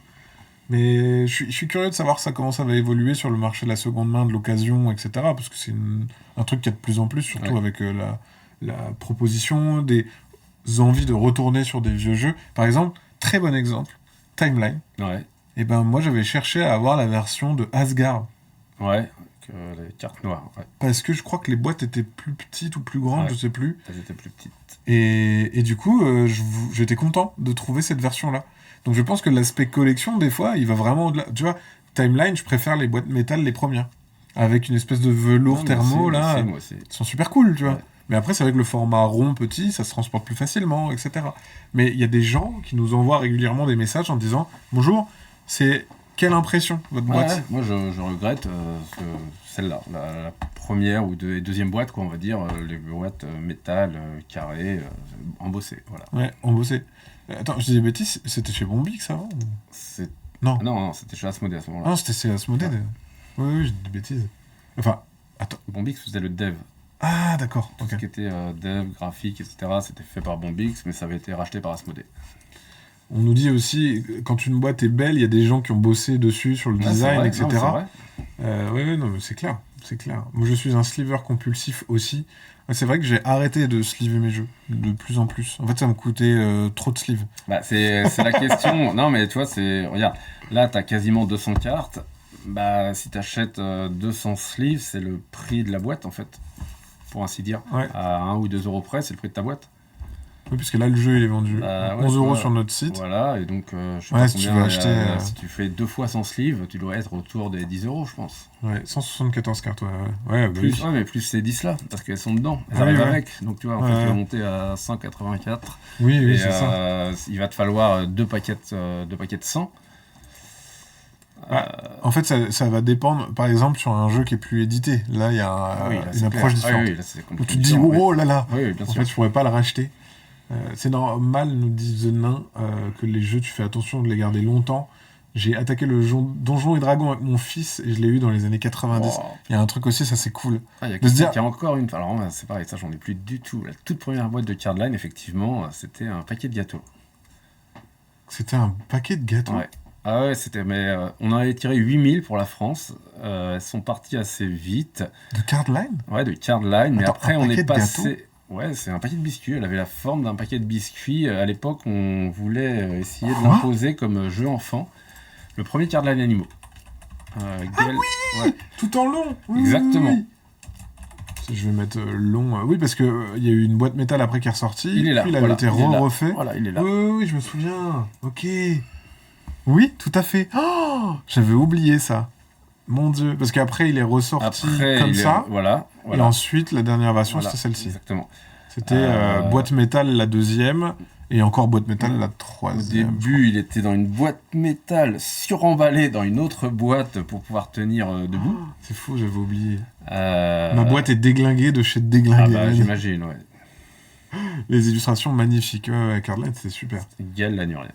Je Moi, crois que j'avais- c'était son tout premier job dans le monde du jeu. Ah Je l'avais ouais. contacté à l'époque sur le forum Tritrack. Ah ouais. Ouais. C'est trop drôle. Parce qu'il avait mis un message, parce qu'il voulait... il était illustrateur, il aurait aimé... voilà, son message en substance, c'était « J'aimerais travailler dans le monde du jeu ». Et donc voilà. Et paf, c'est parti de là. Ouais. Il y a quelqu'un qui vient d'apprendre que on dit planche de punch. Moi aussi, je dis ça. Les punch boards, planche de Ouais, punch. pour le punch, ouais. Ouais, le 2. Il y avait aussi Cardline, Dinosaur. Moi, je me souviens, je t'avais envoyé un message parce que j'avais acheté un magazine où il y avait un blister Cardline Dinosaur alors que le jeu n'existait pas. Ouais, c'est vrai. Et du coup, j'avais acheté le magazine pour avoir le paquet Cardline C'est Dinosaur vrai, on avait un qui, accord, ouais, on a qui est ça. sorti après. Ouais, c'est vrai, c'est Et vrai. j'étais trop content, j'étais en mode oh, Cardline Dinosaur, bah attends, mais c'est super, c'est une trop bonne idée de classer des dinosaures. Et voilà, j'avais acheté Le ça blister, je exactement. m'en souvenais même plus du blister. Mais ça y est, oui, Ah ouais, bah je l'ai encore, je crois. Hein. Il y a... Mais parce qu'il me semble Timeline aussi, je dis des bêtises, c'était pas dans Ah, le mais menu Timeline, il y a enfant. eu plein de trucs. il y a eu Timeline, plein de plein de trucs. Mais le blister spécial d'un magazine avant la sortie, Mais ça, c'était c'était quand même super. assez spécifique. Mais je pense qu'on avait pris un peu de retard sur la sortie, surtout. Ah ouais, et c'est pour ça que c'est sorti après. Ouais, tout devait sortir en même temps. Et ça, j'étais complètement foufou, j'étais en mode oh, c'est trop bien. Dolmore qui nous dit j'aimerais bien travailler dans le monde du jeu. Eh, il faut tenter hein, maintenant. Du coup, envoie un MP à Monolith. Voilà. Ce jeu au taf est sorti un millier de fois, Ah, les c'est résidents bien, de ça. l'EHPAD. Bah, pour le coup, c'est intergénérationnel de fou. Tout le monde, ça marche avec tout le monde, quoi. Mais tu vois, cette petite boîte, elle était, elle était faite vraiment la boîte biscuit. Et il y avait un côté, tu voulais attirer Ouais, un on voulait public plus jeune. vraiment, on cherchait en fait Asmodée cherchait vraiment à avoir une gamme enfant à l'époque. C'était, à l'époque, il n'y avait pas de gamme enfant, hein, c'était vraiment avant. C'était en 2000, je sais plus, 2012, je crois. Oh, Et, le premier, je sais pas. et voilà, donc il y avait plusieurs jeux dans cette gamme. Et finalement, ça n'a pas pris parce que la gamme n'a pas duré longtemps et c'était très cher à produire. Tout était fait en encre végétale, imprimé en Allemagne. Il y avait Ok. et globalement, c'était assez cher. Enfin, c'était assez cher. Je crois que la boîte était à 15 euros et dès lors qu'on l'a mis dans une boîte métal à 12 ou 13 euros à l'époque, ça a explosé littéralement. Ça, Ah oui. cette boîte-là, alors les gens peuvent pas la voir, mais voilà, celle-ci qui a suivi, ça a vraiment explosé. Ok. Mais c'est hyper intéressant. Et. Ouais, parce qu'il y en a eu plusieurs. Il y a eu... Le premier, c'était Cardline Voyage, enfin, c'était les pays, je Non, crois. c'était Animaux. Cardline Ah ouais Voyage. Alors, Ah Cardline oui, Voyage, oui, oui. c'est l'histoire d'un quiproquo avec Asmodée. Moi, je voulais à tout prix qu'il sorte tôt, mais je voulais qu'on en fasse que 3000 parce que le but, c'était pas d'être acheté. Parce que pour moi, il avait beaucoup moins d'intérêt que les autres. Globetrotter. hein. Ouais. Mais c'était de prendre de la place sur les étagères pour s'imposer très rapidement comme une gamme. En fait, expliquer aux gens le fait qu'il s'agissait d'une gamme. Et sauf qu'Asmodée on avait produit 20 ou 50 000, ce qui était Ah ouais. vraiment beaucoup trop. Alors que tu vois, si on en avait produit que 3000, puis 3000, de temps en temps 3000, c'est un jeu qui continuera d'exister. Là, on avait vraiment printé beaucoup, beaucoup, beaucoup. Et c'était pas sa fonction, alors, ça peut paraître bizarre hein, de dire ça comme ça, mais son objectif c'était pas d'être vendu. Son objectif c'était d'être Créer une gamme. voilà, de créer une gamme et d'être en rayon. Parce qu'après, il y a eu Dinosaure, et il me semble qu'il n'y en a pas eu Animo d'autres. 2, il y a eu Animo 2. Il y a eu Animo 2, ouais. On avait déjà à cette époque tout ce qui était donc ce que j'appelais manger-bouger à l'époque, mais voilà, on n'a jamais réussi à négocier avec le gouvernement. On avait déjà les monuments qui étaient en préparation, mais c'est jamais allé plus loin. Il y a eu le Marvel Cardline aussi. Oui, alors ça c'est une grosse erreur. Alors, pourquoi tu trouves que c'est une erreur? Parce que c'est nul. C'est de ma faute, mais c'est injouable parce que en fait chaque personnage dans Marvel, bien qu'on soit référé à la Bible Marvel, en fait ça varie vraiment selon les arcs. Tu vois, la force du Hulk varie énormément selon les arcs, et du coup les positions relatives sous un certain critère de chaque personnage, il varie énormément selon l'arc, selon le scénariste, selon tout, quoi. Et donc fait que la donnée c'est très plus moyenne. Non, ouais, c'est pas très jouable, c'est subjectif. Après ça s'est très bien vendu quand même, mais voilà, en termes de jeu c'est nul. C'est parce que c'était plus un produit oui, de merch. Là, exactement. On nous dit aussi que Cardline Animo, je l'ai acheté Day One chez Philibert avec la vidéo Trick Track à l'époque. Moi je crois que Cardline Animo, moi j'ai acheté la version boîte métal, j'avais pas la version gâteau, mais je me souviens de la version gâteau maintenant que t'en reparles. Mais c'est vrai que j'aimais bien ces boîtes métal. Maintenant ça se fait plus trop, les boîtes métal. C'est trop cher. Ouais. C'est vraiment une problématique de prix, c'est que le prix de l'acier a explosé littéralement. Sinon c'est marrant parce qu'on fait un peu de nécessité vertu, c'est-à-dire que on a tendance, il y a beaucoup de gens qui trouvent que qui aiment pas l'esthétique de la boîte métal, mais je pense que c'est surtout, on se cache derrière ça souvent en tant qu'éditeur pour dire non, mais c'est mieux la boîte carton. Combien même, tu vois, là on est sur de l'acier 100% recyclé et 100% recyclable aussi. C'est pas tellement la question, la vraie question là, c'est la question du prix. C'est le plus gros frein. C'est qu'on voit bien aussi qu'il y a une désolé, je sors un peu du sujet initial, mais il y a une sorte de course au prix le plus bas là, qui est en train de se faire, et à laquelle, malheureusement, on participe. Parce que ça, tu vois, c'est intéressant. Sur un Cardline, tu disais que au niveau du coût des illustrations, du nombre de cartes, etc., le prix, c'était un problème de réussir à trouver un bon prix. Sur The Line, au final, tu arrives à une boîte où tu as presque 200 cartes, là où avant c'était plus 100 cartes, 110. Ouais. Donc tu as plus de cartes pour moins cher. Pour moins cher. Mais ça c'est un problème de sourcing, je pense. Alors je veux pas rentrer trop dans les détails, mais je pense que nous on peut faire ce prix-là parce qu'on est une toute petite société. Je pense qu'aujourd'hui, pour des raisons, des raisons de fonctionnement interne, des boîtes comme Asmodée qui sont beaucoup plus grosses n'ont pas les mêmes avantages en termes de prix. Ça peut paraître bizarre, vraiment bizarre et contre-intuitif ce que je dis, mais parce que chaque business unit prend sa petite quote-part, son markup, et donc c'est des couches successives qui font monter un peu les prix, alors que quand tu es une toute petite boîte comme nous, on a des prix au final qui s'avèrent plus intéressants parce que nous on n'a pas de service interne qui viennent ensuite faire monter intermédiaire. Voilà, exactement. Donc nous on n'a pas le coût de l'intermédiation, tout simplement. Okay. Et ça joue beaucoup en fait. Ça joue, on parle de centimes en fait, mais à la fin, quand on parle de centimes à la prod, on parle d'euros au MSRP, au prix de vente. Et sur parce que là, c'est vrai qu'on a parlé de The Line, on parle de Monolith. Quand tu dis nous, tu parles de Monolith. Monolith, oui. Monolith qui est parce que tu as refait depuis, si je dis pas de bêtises, c'est le deuxième jeu du coup de Monolith. Enfin, attention. Oui. Monolith Retail, tu veux dire ? Monolith Retail, voilà. Oui, alors c'est le deuxième jeu. Techniquement, c'est le troisième, puisque avant Tower Europe, on a récupéré Cardline. C'est vrai, que vous avez rebrandé. C'est le troisième. Il y en a d'autres Cardline qui Animo vont arriver. Cardline Animo, oui. Donc il y a eu Cardline Animo. T'as eu Cardline Animo, Globetrotter, t'as eu Dinosaur. Et ça reviendra ou pas ? Je sais pas, parce que moi je pense qu'il faut repenser quand même Cardline totalement, parce qu'aujourd'hui Cardline, justement, on est dans des boîtes métal, on est... Vous allez le garder, ça? J'aimerais bien. Voilà, c'est un problème de coût de prod. Voilà, il faut qu'on se mette d'accord. Il faut qu'on voit aussi comment évolue le marché global en termes de prix, quoi. Qu'est-ce qui est un prix acceptable pour les gens. Et on voit bien que le panier moyen, il est en train de baisser, notamment parce qu'il est composé de jeux qui sont actuellement de moins en moins chers. Est-ce que tu penses que c'est parce que les gens veulent peut-être prendre moins de risques sur le jeu?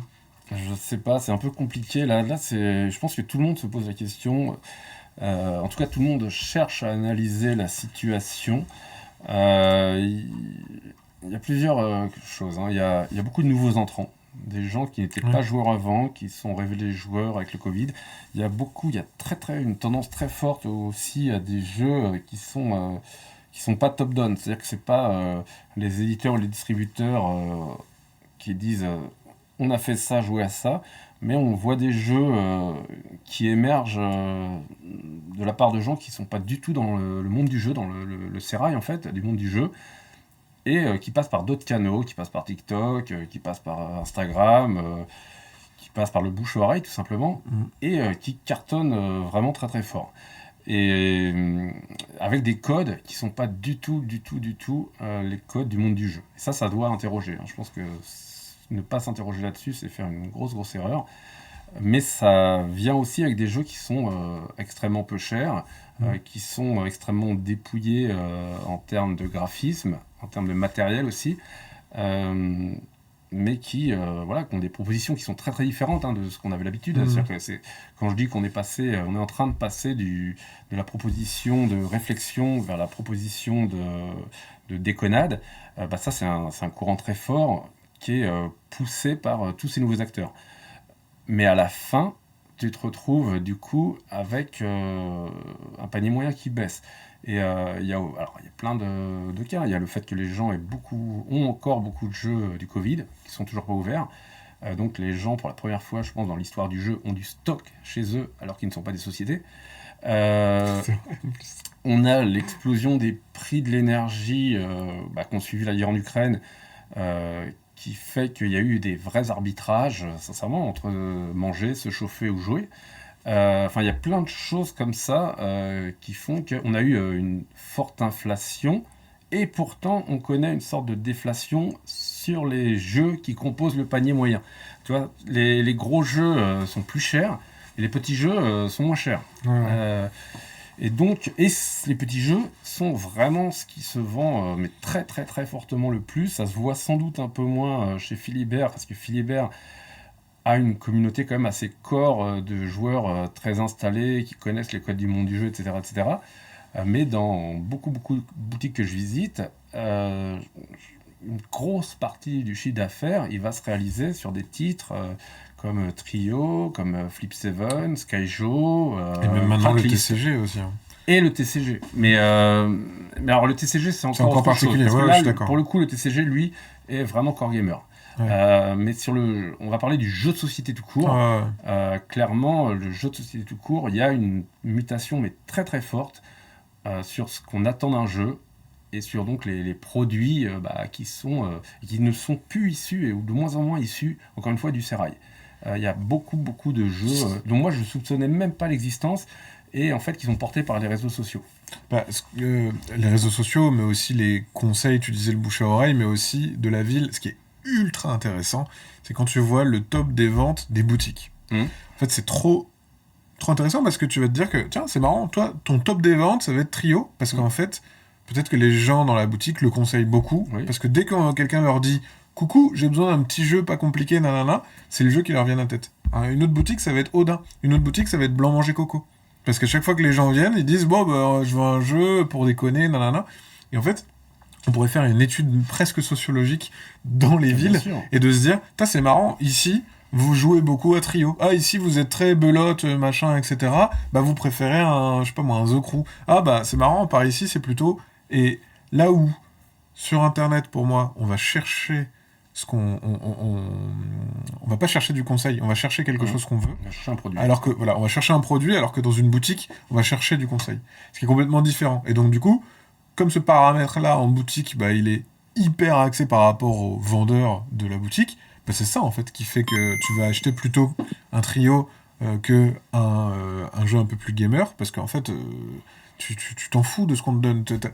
T'as globalement une idée et tu dis bonjour, je n'y connais rien, qu'est-ce que vous me conseillez? Bon, bah, ça, c'est l'as d'or, ça va bien se passer. Et tu peux pas te tromper. Tu peux pas te tromper. Ce sera jamais un mauvais conseil de conseiller un trio. Oui, c'est ça, en fait, c'est exactement ça. Mais pour le coup, il y a des exceptions. Le passe-temps, des fois, dans ces tops, ils ont des trucs, je me dis, oh, c'est marrant, nous, on n'en vend pas du tout. Mais parce qu'en fait, eux le conseillent beaucoup. Parce qu'ils ont eu un coup de cœur sur un jeu, etc. Nous, on a eu des cas similaires sur certains jeux où des fois, on s'est dit, oh, attends, mais ça, c'est super bien. Et pouf, d'un coup, il y en a plein qui se vendent parce que un tel ou un tel en a parlé en disant, non, mais ça, c'est vraiment bien. C'est exactement le phénomène en librairie. C'est le même. En librairie, ouais, de ouf. C'est vraiment la même chose, le même phénomène. Je pense que, voilà, quand. Tu sais, tous ces petits trucs là. Le conseil du vendeur, tu vois, Bien le sûr, coup de cœur mais du moi, j'adore. vendeur, voilà, ça marcherait bien ça. Bah, en fait, c'est con, mais je m'y connais pas dans un truc. Mais je demande conseil. Et puis, en fait, tu vois, quand tu vas acheter, je sais pas, une bouteille de vin, moi, j'y connais rien. Ben, je vais regarder celui qui a été médaillé. Ou je vais dire, bonjour, voilà, je m'en fous un peu. Je suis pas trop exigeant dans les vins. Lequel je prends? Bah, celui-là, en fait, ça ira. Ça va bien se passer. Et en fait, tu fais confiance et tu t'y vas parce que t'as aucun prérequis. T'as pas vraiment de demande. Est-ce que les prix ludiques ont un vrai impact sur l'ensemble du marché de demande de le mort? Oui. Oui, alors ça dépend des prix, mais tu vois, un prix comme l'As d'or, évidemment, maintenant, oui, clairement. Ah ouais. Le Spiel, évidemment, oui. Mais tu as aussi des prix qui sont moins connus, qui ont un impact, mais un impact à N+1, tu vois. Ah ouais. C'est, par exemple, le prix du jeu de l'année, mais le prix de, comment dire, comment il s'appelle ce prix du jeu et jouet, en fait, mais qui va avoir oui. un impact parce que ça va t'ouvrir les portes de la GSS. C'est ça. Tu vois, Ce qui fait que ton jeu sera c'est pas distribué le dans plus de public ne le boutiques. connaît pas, c'est un prix purement professionnel, Ouais. mais ça va t'ouvrir des portes que tu pensais trop lourdes à ouvrir jusqu'alors. Ah ouais, parce qu'en fait, c'est bête, mais les personnes qui sont acheteurs dans les boutiques, bah, elles aussi, elles connaissent pas tout ce qui existe. Voilà, exactement. Voilà. Donc en fait, à la source, il y a ceux qui achètent dans les boutiques, mais les gens qui sont dans les boutiques qui achètent pour les clients. Ouais. Et ça aussi, il faut y penser, quoi. On nous dit aussi sur les prix, les gros jeux sont beaucoup plus chers en boutique, mais les petits, à peu près les mêmes prix, il y a moins de gap, il y a moins de grands gaps. C'est sûr qu'un jeu à 10 euros, normalement, il va osciller entre 9 et 11 peut-être. Ouais. Un jeu à 110, ouais, là tu peux avoir des différences de 10-15 euros des fois. Mais ça, c'est vrai, ça se vérifie. Et comme d'hab, hein, ça va dépendre des quantités, ça va dépendre de plein de choses. Mais ouais, moi je suis 100% d'accord sur le fait qu'aujourd'hui, les jeux, sur un The Line où la thématique, enfin, moi c'est le ressenti que j'ai, mais le fait que ça soit un petit prix et pas une thématique trop axée geek, c'est ça aujourd'hui la recette que beaucoup de gens essayent d'appliquer. Un jeu après, ça... assez inédit, assez immédiat, pardon. Ça va avoir ses limites aussi parce que des jeux, ce genre de jeu très léger, pas cher, bah, tu vas en avoir des centaines. Ah bah bien sûr. Bah, c'est ce qu'on voit et on regardait dans les tops des ventes. Alors il y a des exceptions. Là en ce moment il y a Star Wars la bataille de Hoth et après notre site internet il est aussi particulier parce qu'il y a des trucs un peu spé. Il y a un prisme spé. C'est ça, mais par contre en lycée sur l'année tu vois que c'est rare qu'un jeu dépasse 20 euros. En 2025, en 2024 pardon, le top, je peux te dire qu'il y en a très peu qui étaient au-dessus de 20 euros. Voire quasiment aucun. Hein. Si je dis pas de bêtises. C'est assez fou. Mais ça interroge aussi beaucoup, je te dis, ça interroge beaucoup tous les professionnels. C'est tous. C'est vraiment... tu sens que là, il y a un passage qui est en train de se faire. Ouais, non, bien sûr. Mais après, à quel moment ça va changer? À quel moment... Ça, on sait pas. Mais en tout cas, en ce moment, j'ai l'impression qu'il y a ce truc-là de... les jeux... Il y avait la mode des jeux de cartes avec des couleurs. Et des chiffres. Ouais. Il y en a eu plein. Il y a eu une mode à un moment de roll and write où on se disait tiens, tout le monde va faire un roll and write. Il y avait le moment les jeux de pli, tout le monde faisait des trucs de jeux de pli, etc. Un jeu de pli, on en sort tout juste en fait. Là, voilà, on sort du jeu de pli. Et là maintenant, on est dans un truc de épuré. On voit des versions et pour le coup, hein, tu citais le livre, mais il y a plein de marchés qui sont très similaires aux nôtres, que ce soit le jeu vidéo, le livre, le cinéma, etc. Et on fait, entre guillemets, la même chose avec, maintenant, on va avoir, je pense, des versions, tu sais, un peu essentielles. De se dire, on l'a vu sur King of Tokyo, ils ont ressorti King of Tokyo, qui se joue de 2 à 4, moins de matos, les règles qui demandent moins de jetons, etc., pour le proposer moins cher. Seven Wonders, nouvelle boîte qui va sortir, en ce moment elle est à 35€, elle va passer à 29, mais ça sera des éléments en carton. Que des trucs comme ça où tu te dis, en fait maintenant on va downgrader entre guillemets. Mais ça concourt au niveau aggloméré, hein, ça concourt justement à la baisse du panier moyen. Parce que, Bien sûr.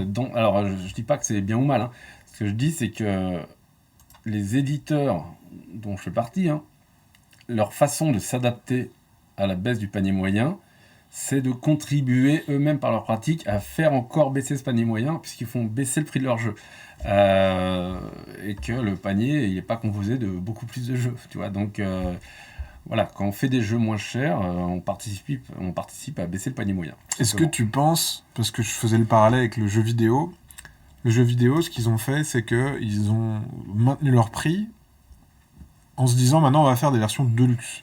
On l'a un petit peu sur du Kickstarter. Je connais pas, alors oui. Mais globalement, ça va être, bon, ça c'est le jeu de base.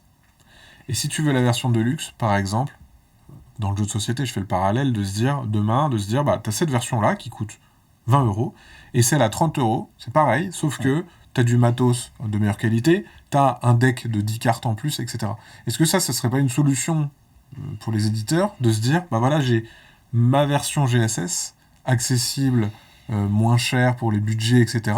Et les personnes qui ont soit le budget, soit parce qu'ils ont déjà joué et ils se disent je veux une belle version, de pouvoir se le permettre. Mais ça existe dans les jeux abstraits, tu vois. Oui, mais ça arrive souvent dans un second temps. C'est une fois que le jeu est populaire, une fois que le jeu a sa communauté, tu peux avoir une version de luxe. Voilà, il a fait ses preuves, alors seulement tu peux aller sur une version de luxe. Tu peux pas le faire en parallèle. Non, pas au départ en tout cas. Parce que dans le jeu, ils le font. Dans le jeu vidéo, pardon. Moi, je pense dans le jeu vidéo, et au début, c'était très critiqué, de se dire ah bah, tu me vends un jeu incomplet à moins cher, et si je veux le jeu complet, c'est-à-dire avec tous les costumes et les bonus, DLC, voilà, c'est ça, je dois le payer plus cher. Tu vois, les versions à mon jeu, normalement, je le paye 60 balles, là maintenant, je le paye 60 balles, mais si je veux tout le contenu, c'est plutôt 80. Et il y a des gens qui sont prêts à les mettre, ces sous-là, en se disant, bah non, mais moi, je veux rien rater. Ce qu'on retrouve un peu sur Kickstarter. Sur Kickstarter, il y a un peu ce truc de, je vais pas juste prendre la boîte de base, je vais prendre tout. Ah mais sur Kickstarter, nous, ce qu'on vend le plus, c'est pas dur, c'est le all-in, systématiquement. Bah ouais. Donc est-ce que dans le retail, c'est quelque chose qui va arriver, des trucs de, bah, si tu veux juste ce jeu-là, tu peux, et j'ai un exemple tout bête qui existe déjà, c'est Unlock Short. Quand il y a 2 nouveaux scénarios Unlock Short qui sortent, les 2 se vendent pareil. On en vend autant, et pourquoi c'est vendu à 2 ? C'est pour laisser le choix. Soit t'en achètes qu'un, soit t'achètes les 2. Tout le monde achète les 2. Ouais, je sais,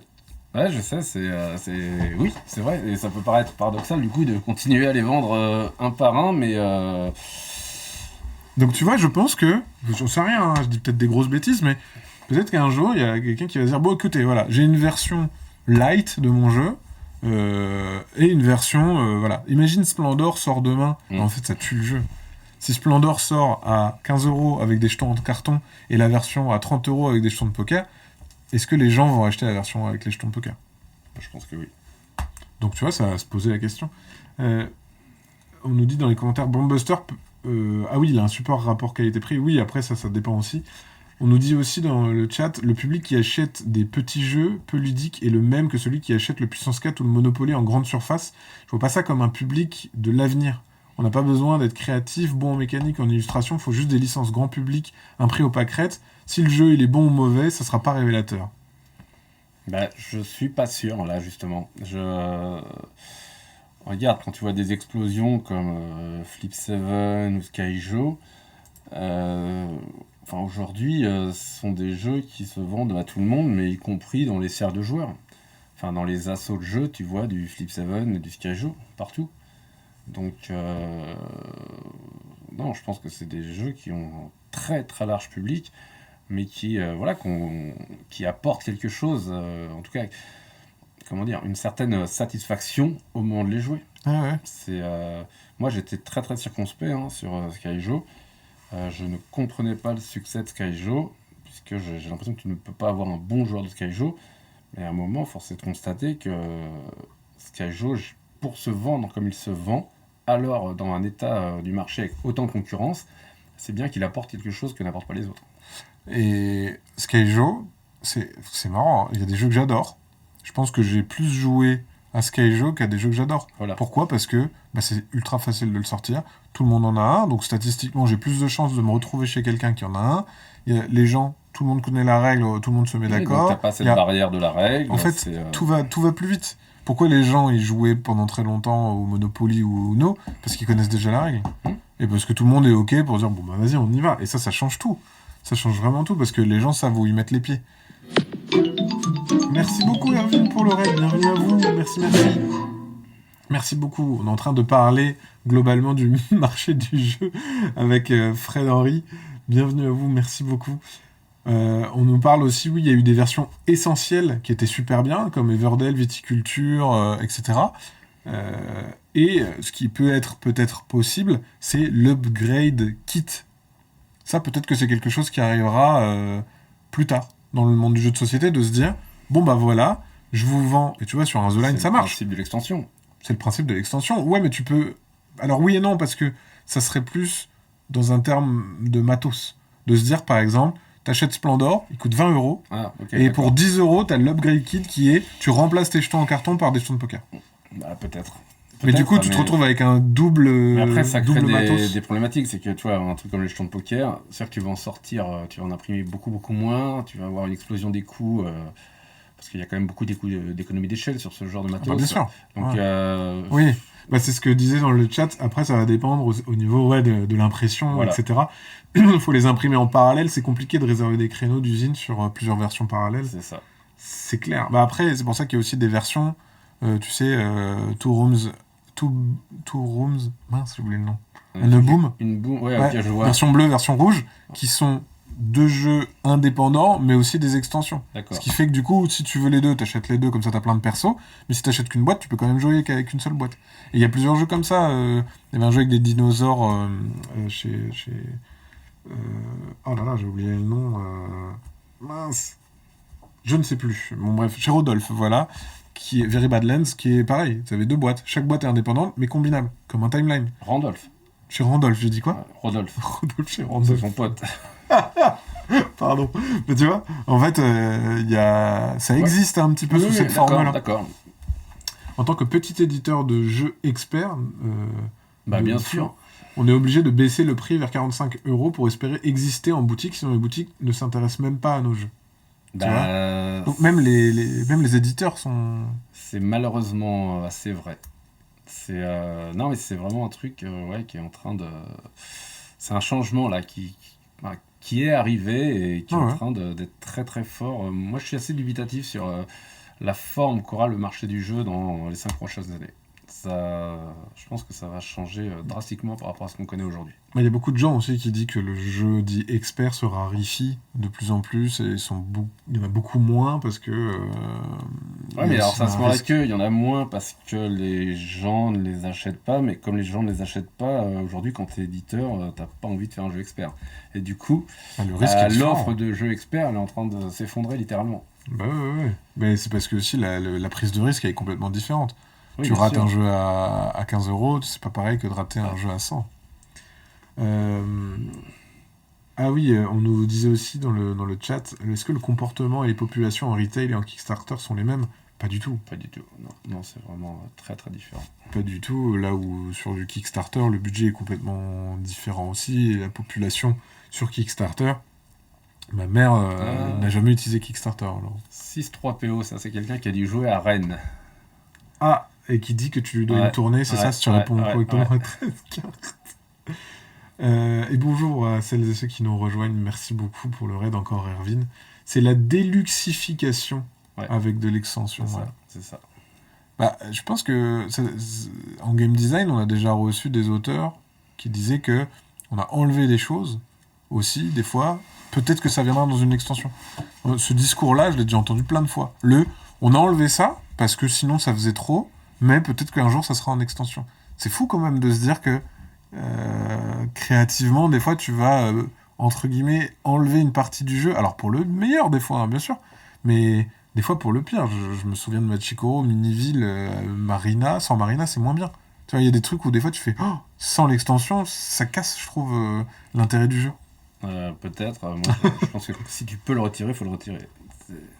Very Bad Lands, oui, c'était ça, pardon. Chapic 4 qui nous dit aussi qu'ils l'ont fait sur Windows Creature. Oui, c'est vrai, Windows Creature, ils ont fait ça. T'as une boîte de base, mais après, tu as des upgrade kits où tu vas rajouter justement, parce que t'en as pas forcément besoin, mais tu vois, c'est les bêtes. Il y a même des jeux, des fois, qui sortent tout de suite avec l'extension. Tu sais, t'as le jeu plus l'extension et ça sort en même temps. Ouais, mais ça permet de découper l'offre en fait. Aussi, non, bien sûr. Mais oui, c'est vrai que aussi il y a un sentiment de jeu incomplet quand t'as pas l'extension. Tu sais, surtout quand elle existe et que ça revient au truc de collectionneur qu'on disait avant en fait. Moi je sais que ça me le fait. Sur des gammes, ça c'est horrible. Oh, quand il y a des gammes et qu'il te manque un jeu de la gamme, c'est le pire.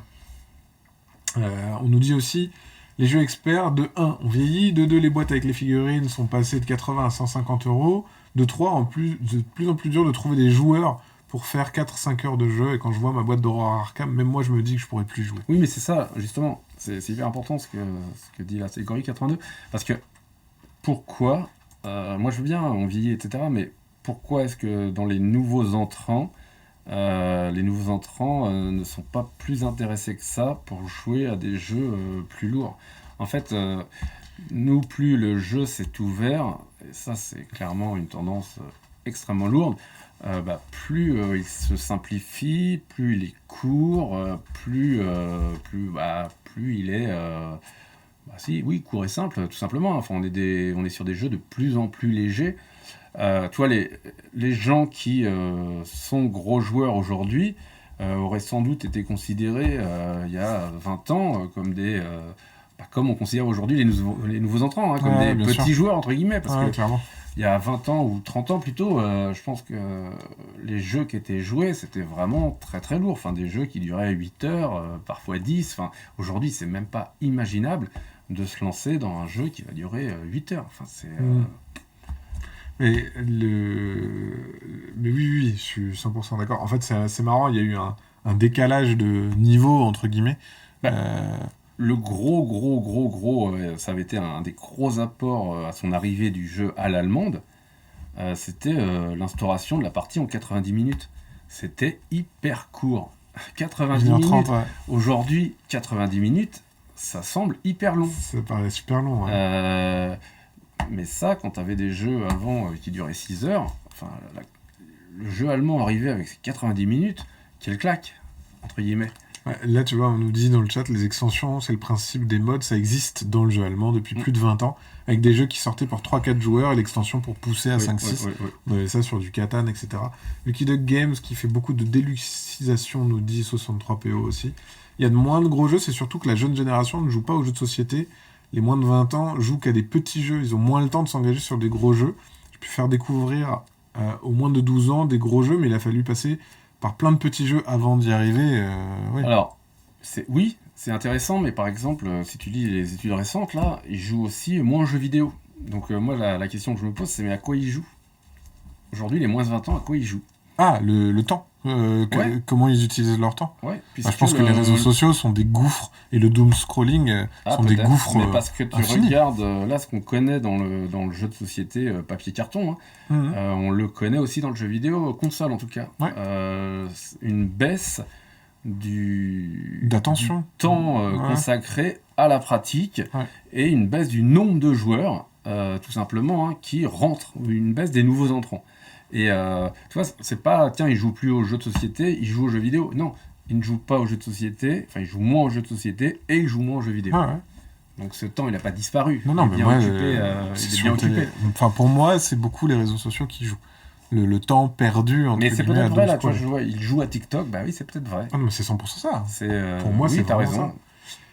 C'est un problème de génération, nous dit Chapic Fort. Les jeunes sont habitués à l'immédiateté des choses. C'est pas le cas des jeux. C'est vrai qu'il y a dans un monde où tout est simplifié. Il faut qu'un jeu se donne tout de suite. Ouais. Oui, c'est ça. Faut que tout de suite. Bah, et puis même. Mais tu vois, une de mes plus grosses peurs, c'est que lors des premières parties sur The Line, tu vois, ton score, souvent, ta première partie, ça va être 8. Parce que tu sais pas qu'il faut jeter, etc. Ouais. Et moi, j'ai très peur qu'on se dise, waouh, 8, en gros, le jeu ne se donne pas tout de suite. Moi, j'aurais voulu faire 14 tout de suite. Tu vois, c'est ma petite peur. Enfin, Moi, je trouve pas. Je trouve que ce qui est important dans un jeu coopératif, enfin, si tu joues en coopératif, c'est de perdre. Un jeu coopératif où ma première partie, je gagne, je prends moins de plaisir, je pense, qu'une partie que j'ai perdue. Oui, ouais, c'est vrai. Et je me dis, oh, j'ai envie d'y retourner, j'ai envie de faire mieux. Donc, je pense que c'est important. Ils sont sur l'hôtel. Ouais, moi, je pense. Hein. Je pense aussi. Je pense aussi que ils connaissent que ça. En fait, c'est comme d'habitude, c'est ah bah vous jouez qu'à des jeux courts. Ouais, mais il y a que ça. Tu vois. Et je pense qu'on va peut-être passer. Encore une fois, c'est que mon avis. Je reprends l'exemple des films, des jeux vidéo. C'est le rétro gaming. C'est-à-dire que des gens qui arrivent dans le jeu maintenant vont se dire en fait c'était bien Agricola. En fait Carcassonne c'est vraiment pas mal. En fait Citadel on s'amusait dessus. C'est des jeux qui sont sortis il y a tellement longtemps que nous, c'est acquis, mais il y a des gens qui les découvrent encore aujourd'hui. Heureusement, il y a des jeux comme Les Aventuriers du Rail qui continuent d'être réédités, d'avoir des nouvelles versions, etc. Mais je pense qu'il va y avoir peut-être du rétro gaming de ah bah tiens, je vais me réintéresser à ça. Et peut-être qu'un jour, des éditeurs vont même se dire, Restoration Game l'a déjà fait, de se dire on va faire des reboots en se disant ce jeu il est bien, viens on le ressort, on le refait. C'est le cas avec les films. Tiens, ce film était super, viens on fait un reboot. C'est le cas avec le jeu vidéo. Ce jeu était super, viens on fait un reboot. Parce que aussi il y avait les limitations techniques de l'époque, mais maintenant avec les nouveaux processus de création, etc., et de facilitation de lecture des règles, c'est sûr, tu vois, qu'il va y avoir voir ça un jour. Peut-être que je me trompe, mais on verra. Princesse dans le chat qui nous dit ma fille est rentrée au lycée cette année, je lui ai demandé si elle avait vu des gens jouer pendant la pause déjeuner, elle m'a dit non, les gens sont toujours sur leur téléphone. Mais c'est ça, hein. C'est un vrai truc, je pense. Non, mais l'hypersollicitation, elle vient de là. Hein. Un téléphone, et regarde, là, c'est une preuve, voilà. On est sollicité tout le temps par le téléphone. Ouais. Tout le temps. Parce que c'est un moyen simple et immédiat de t'interpeller où que tu sois. Tout le temps. Non, mais je suis d'accord. C'est un truc de fou. Là, tu parlais de rétro gaming. Le problème du rétro gaming, le problème pour les éditeurs, c'est que c'est pas un marché. Tu vois, ça, tu peux pas vivre du rétro gaming. Non, du reboot. Tu peux vivre du reboot, mais ça implique qu'il y ait moins d'acteurs quand même. Tu vois, aujourd'hui. Ah non, mais bien sûr. Mais je comprends pas qu'un Carcassonne, par exemple, alors si il a le droit à des reskins, donc ça marche, c'est des remakes, donc ça c'est bon. Mais il y a des jeux qui ont jamais eu le droit à ça, alors qu'ils sont excellents en soi. Pourquoi des fois on essaye de refaire un jeu qui existe déjà, plutôt que de reprendre ce qui existait et de le modifier un peu? Ils l'ont fait sur Jamaïca. Ils ont changé 2-3 points de règle, ils ont refait la règle pour qu'elle soit plus digeste, parce que forcément maintenant on arrive mieux à faire aussi. Donc il y a plein de process qui sont mis en place pour que le jeu soit plus accessible. Donc je sais pas. Tu vois par exemple Dingloop, t'es en train de dire que Mémoire 44, j'aimerais vraiment essayer mais il est introuvable. T'as envie d'y jouer, pourquoi ? Peut-être voilà. Parce qu'il y a Hot qui vient de sortir. Et Hot, la bataille de Hot a permis d'intéresser, je pense, des gens à se pencher sur Mémoire 44. Comme des gens avec Duel pour la Terre du Milieu se sont dit ah bah Seven Wonders Duel ça pourrait être pas mal. Et comme je pense qu'il y a des gens qui ont joué à Cardline Marvel et qui se sont dit tiens il y a des autres Cardline j'ai envie de voir. Donc je pense qu'il y a des trucs comme ça où un reboot ou un spin-off fait que tu vas t'intéresser. Je pense que The Line, j'en suis même sûr, va intéresser des gens à s'intéresser à Timeline et à Cardline. Mais c'est sûr et certain parce que t'as une expérience là que tu vas peut-être retrouver avec un autre jeu. Et en fait, même mieux que ça, c'est les prémices d'eux. Il y a toujours un truc un peu agréable. Moi, j'ai regardé tardivement Scream, et du coup, je me suis dit, attends, je vais regarder les anciens. Et en fait, tu rentres dans une espèce d'énergie, d'impulsion, de vouloir découvrir tout ce qui se crée autour. Il y a des gens qui le font aussi avec des auteurs, en se disant, tiens, j'aime bien le jeu de tel auteur. Qu'est-ce qu'il a fait avant ? Ah, tiens, j'aime bien le dernier Bruno Felitti. Ah, t'avais fait quoi avant ? Citadel, je connais pas. Tiens, je vais essayer. Et en fait, je pense que ça participe. Donc, il y a tout intérêt, je pense, à faire aussi des reboots, des remakes. Ah non, mais et des reskins. Je suis d'accord. Et c'est vrai que oui, comme tu le dis, Gauthier, les algorithmes, ils sont là, ils sont bien faits pour que tu aies ton attention qui soit portée sur ton téléphone le plus longtemps possible. À Saint-Pétersbourg, un âge de pierre, voilà, exactement, qui mériterait un reboot, exactement. Si on regarde ce qui est fait début des années 2000-2010, il y a des trucs qui ont été rebootés à fond, bien sûr. du Tikal, du Cyclade, il y a eu un reboot, c'est vrai, Agricola, Porto Rico, Château de Bourgogne, et tu vois, ça marche. Oui, non, mais alors, c'est du reboot, mais c'est aussi du reboot luxifié, justement. Bien sûr, ouais, c'est vrai. Parce que tu t'adresses aussi à des gens qui l'ont déjà. Hein, bah, là, pour le coup, ouais. Là, pour le coup, ne veulent pas rater cette édition, qui est une édition exceptionnelle. C'est vrai. Mais je sais plus, je crois Blue Orange qui réédite un jeu abstrait en version de luxe qui est beaucoup plus cher. Là aussi, ça s'adresse peut-être plus, mais il y a des gens qui vont quand même le découvrir. Je pense que ça fait double effet. Hein. Ça joue sur la nostalgie pour avoir un jeu tout neuf, tout refait, mais ça permet aussi de dire il y avait ça, en fait, ça existait déjà. Et c'est pas toujours bon, hein, parce que je sais que Space Cowboy avait réédité un jeu Archaeo Society qui était basé d'un ancien jeu qui existait déjà et qui n'a pas forcément marché. Mais peut-être que l'aura du jeu de base n'était pas suffisamment grande. Un Cité perdue, ça me fume que ça n'existe plus. Cité perdue, pour moi, c'est un jeu de joueurs absolument fabuleux. Pourquoi, en fait, faut toujours le mettre en avant? Faut qu'il continue d'exister, faut qu'on fasse des autres. Non, mais c'est intéressant aussi de se demander justement pourquoi des jeux qui ont été des classiques ne le sont plus. Enfin, tu vois. Parce qu'en fait, je pense que. Alors que le jeu est toujours si bon. Ouais, parce que le jeu était moins disponible et surtout parce que il est plus trouvable ou j'en sais rien. C'est vrai que c'est hyper compliqué. C'est hyper compliqué. Il y a Dingloop qui nous dit: je poserai la question à mes 2 collégiens s'il y a des jeux de société qui sortent. Mais en même temps, ça ne me viendrait pas à l'idée de leur dire d'en prendre, car en primaire, il était interdit d'amener quoi que ce soit. D'accord. Dominion, c'est la base, nous dit Gori. Une réédition serait top, surtout quand tu vois le super design des boîtes. Eh bien, Dominion aura une nouvelle édition. Très bon exemple. Il va ressortir, recycler. Donc il y a un nouveau Dominion qui va sortir. Oh, pardon. Qu'est-ce que j'ai fait? J'ai fait une bêtise? Ouais, il y a un problème de micro, a priori. Là, c'est bon ou pas?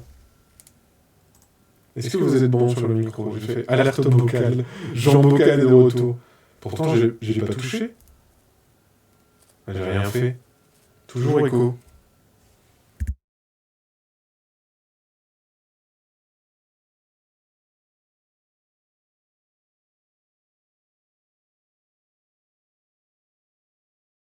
Mais enfin, c'est pas possible, là. Attendez.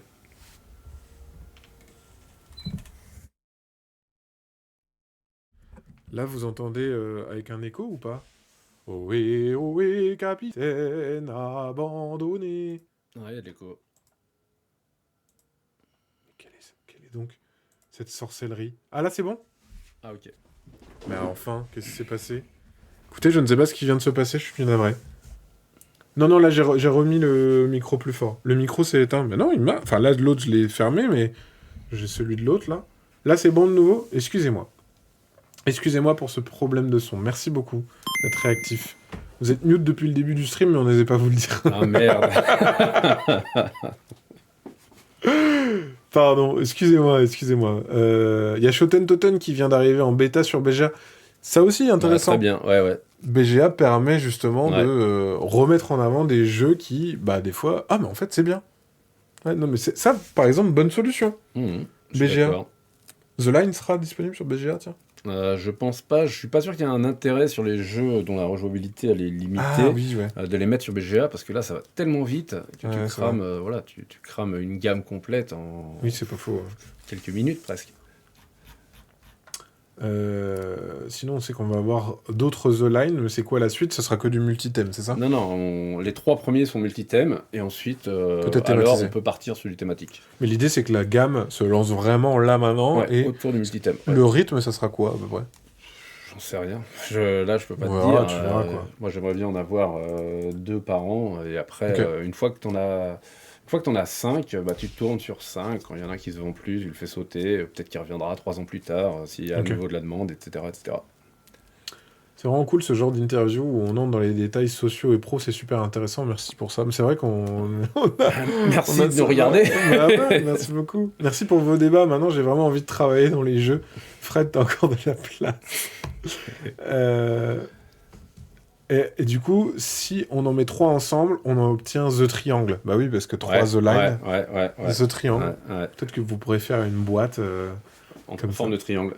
En forme de triangle, ce serait une très bonne idée.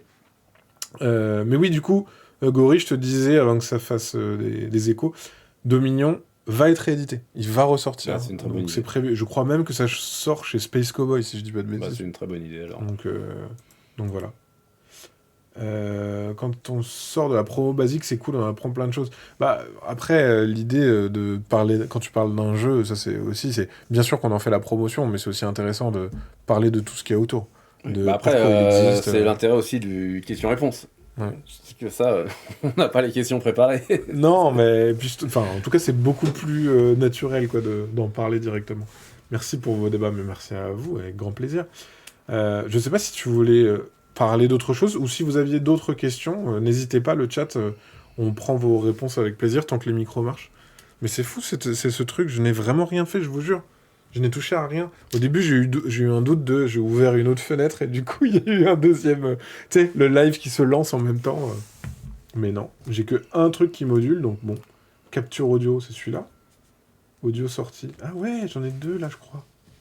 C'est peut-être ça alors, je le modifierai après. Après, tu lances Fred Henry sur un thème, il peut tenir un bon moment. Si je le connais. Fred, as-tu des conseils pour aider Max à moins perdre sur Tower Up? Mieux jouer. Voilà, globalement, mieux jouer. Un truc à ne pas faire, c'est confondre les couleurs. Voilà. Bien se concentrer sur les couleurs, par exemple. Une très très bonne idée. Au-delà du jeu, il y a des passionnés derrière. Mais je pense que c'est ça qui fait aussi beaucoup dans une recette, en tout cas pour les passionnés. Quand ils se renseignent, quand ils voient un petit peu, ça n'a pas du tout la même saveur, un jeu. Parce que tu sais qui y a derrière, etc. Ah oui. Moi, je l'ai beaucoup avec les jeux. Ça, c'est vrai pour tous les milieux, je pense. C'est vrai pour tous les milieux créatifs, etc. Oui, ça n'a pas la même saveur si tu connais les gens derrière, ou si tu les as déjà entendus, si tu vois leur ligne de pensée, etc. C'est ça. Question de 63 PO, comment ça se passe, les tests sur The Line? Au bout d'un moment, tu connais tous les chiffres. Ah oui, évidemment. Moi, je les connais tous. Mais de toute façon, moi, je ne joue pas, je fais jouer. Voilà, je fais jouer. Là, ça n'a pas de... C'est même pas des tests. Là, aujourd'hui, c'est de la démo. Voilà, c'est de la démo. Est-ce que Tower Up est suffisamment une réussite? Alors, la gamme Tower Up, aujourd'hui, ça s'est assez ralenti quand même. Hein. On a fait un très très beau lancement et ça s'est ralenti. Après, le jeu boutique, de toute façon, on continue, mais c'est pas, encore une fois, c'est pas... Monolith ne dépend pas des jeux boutiques aujourd'hui pour vivre. Donc c'est pas on va pas commencer à en faire des centaines. On en fait qu'on est sûr d'avoir un truc qui plaît. Il faut vraiment que ça plaise, et c'est assez, en interne, on va dire qu'on est assez difficile. Voilà. Voilà, donc en tout cas, ça scelle pas. Il y aura des jeux qui vont sortir chez Monolith de oui, bien sûr. On peut en parler déjà de certains trucs, ou c'est pas encore sûr? On verra.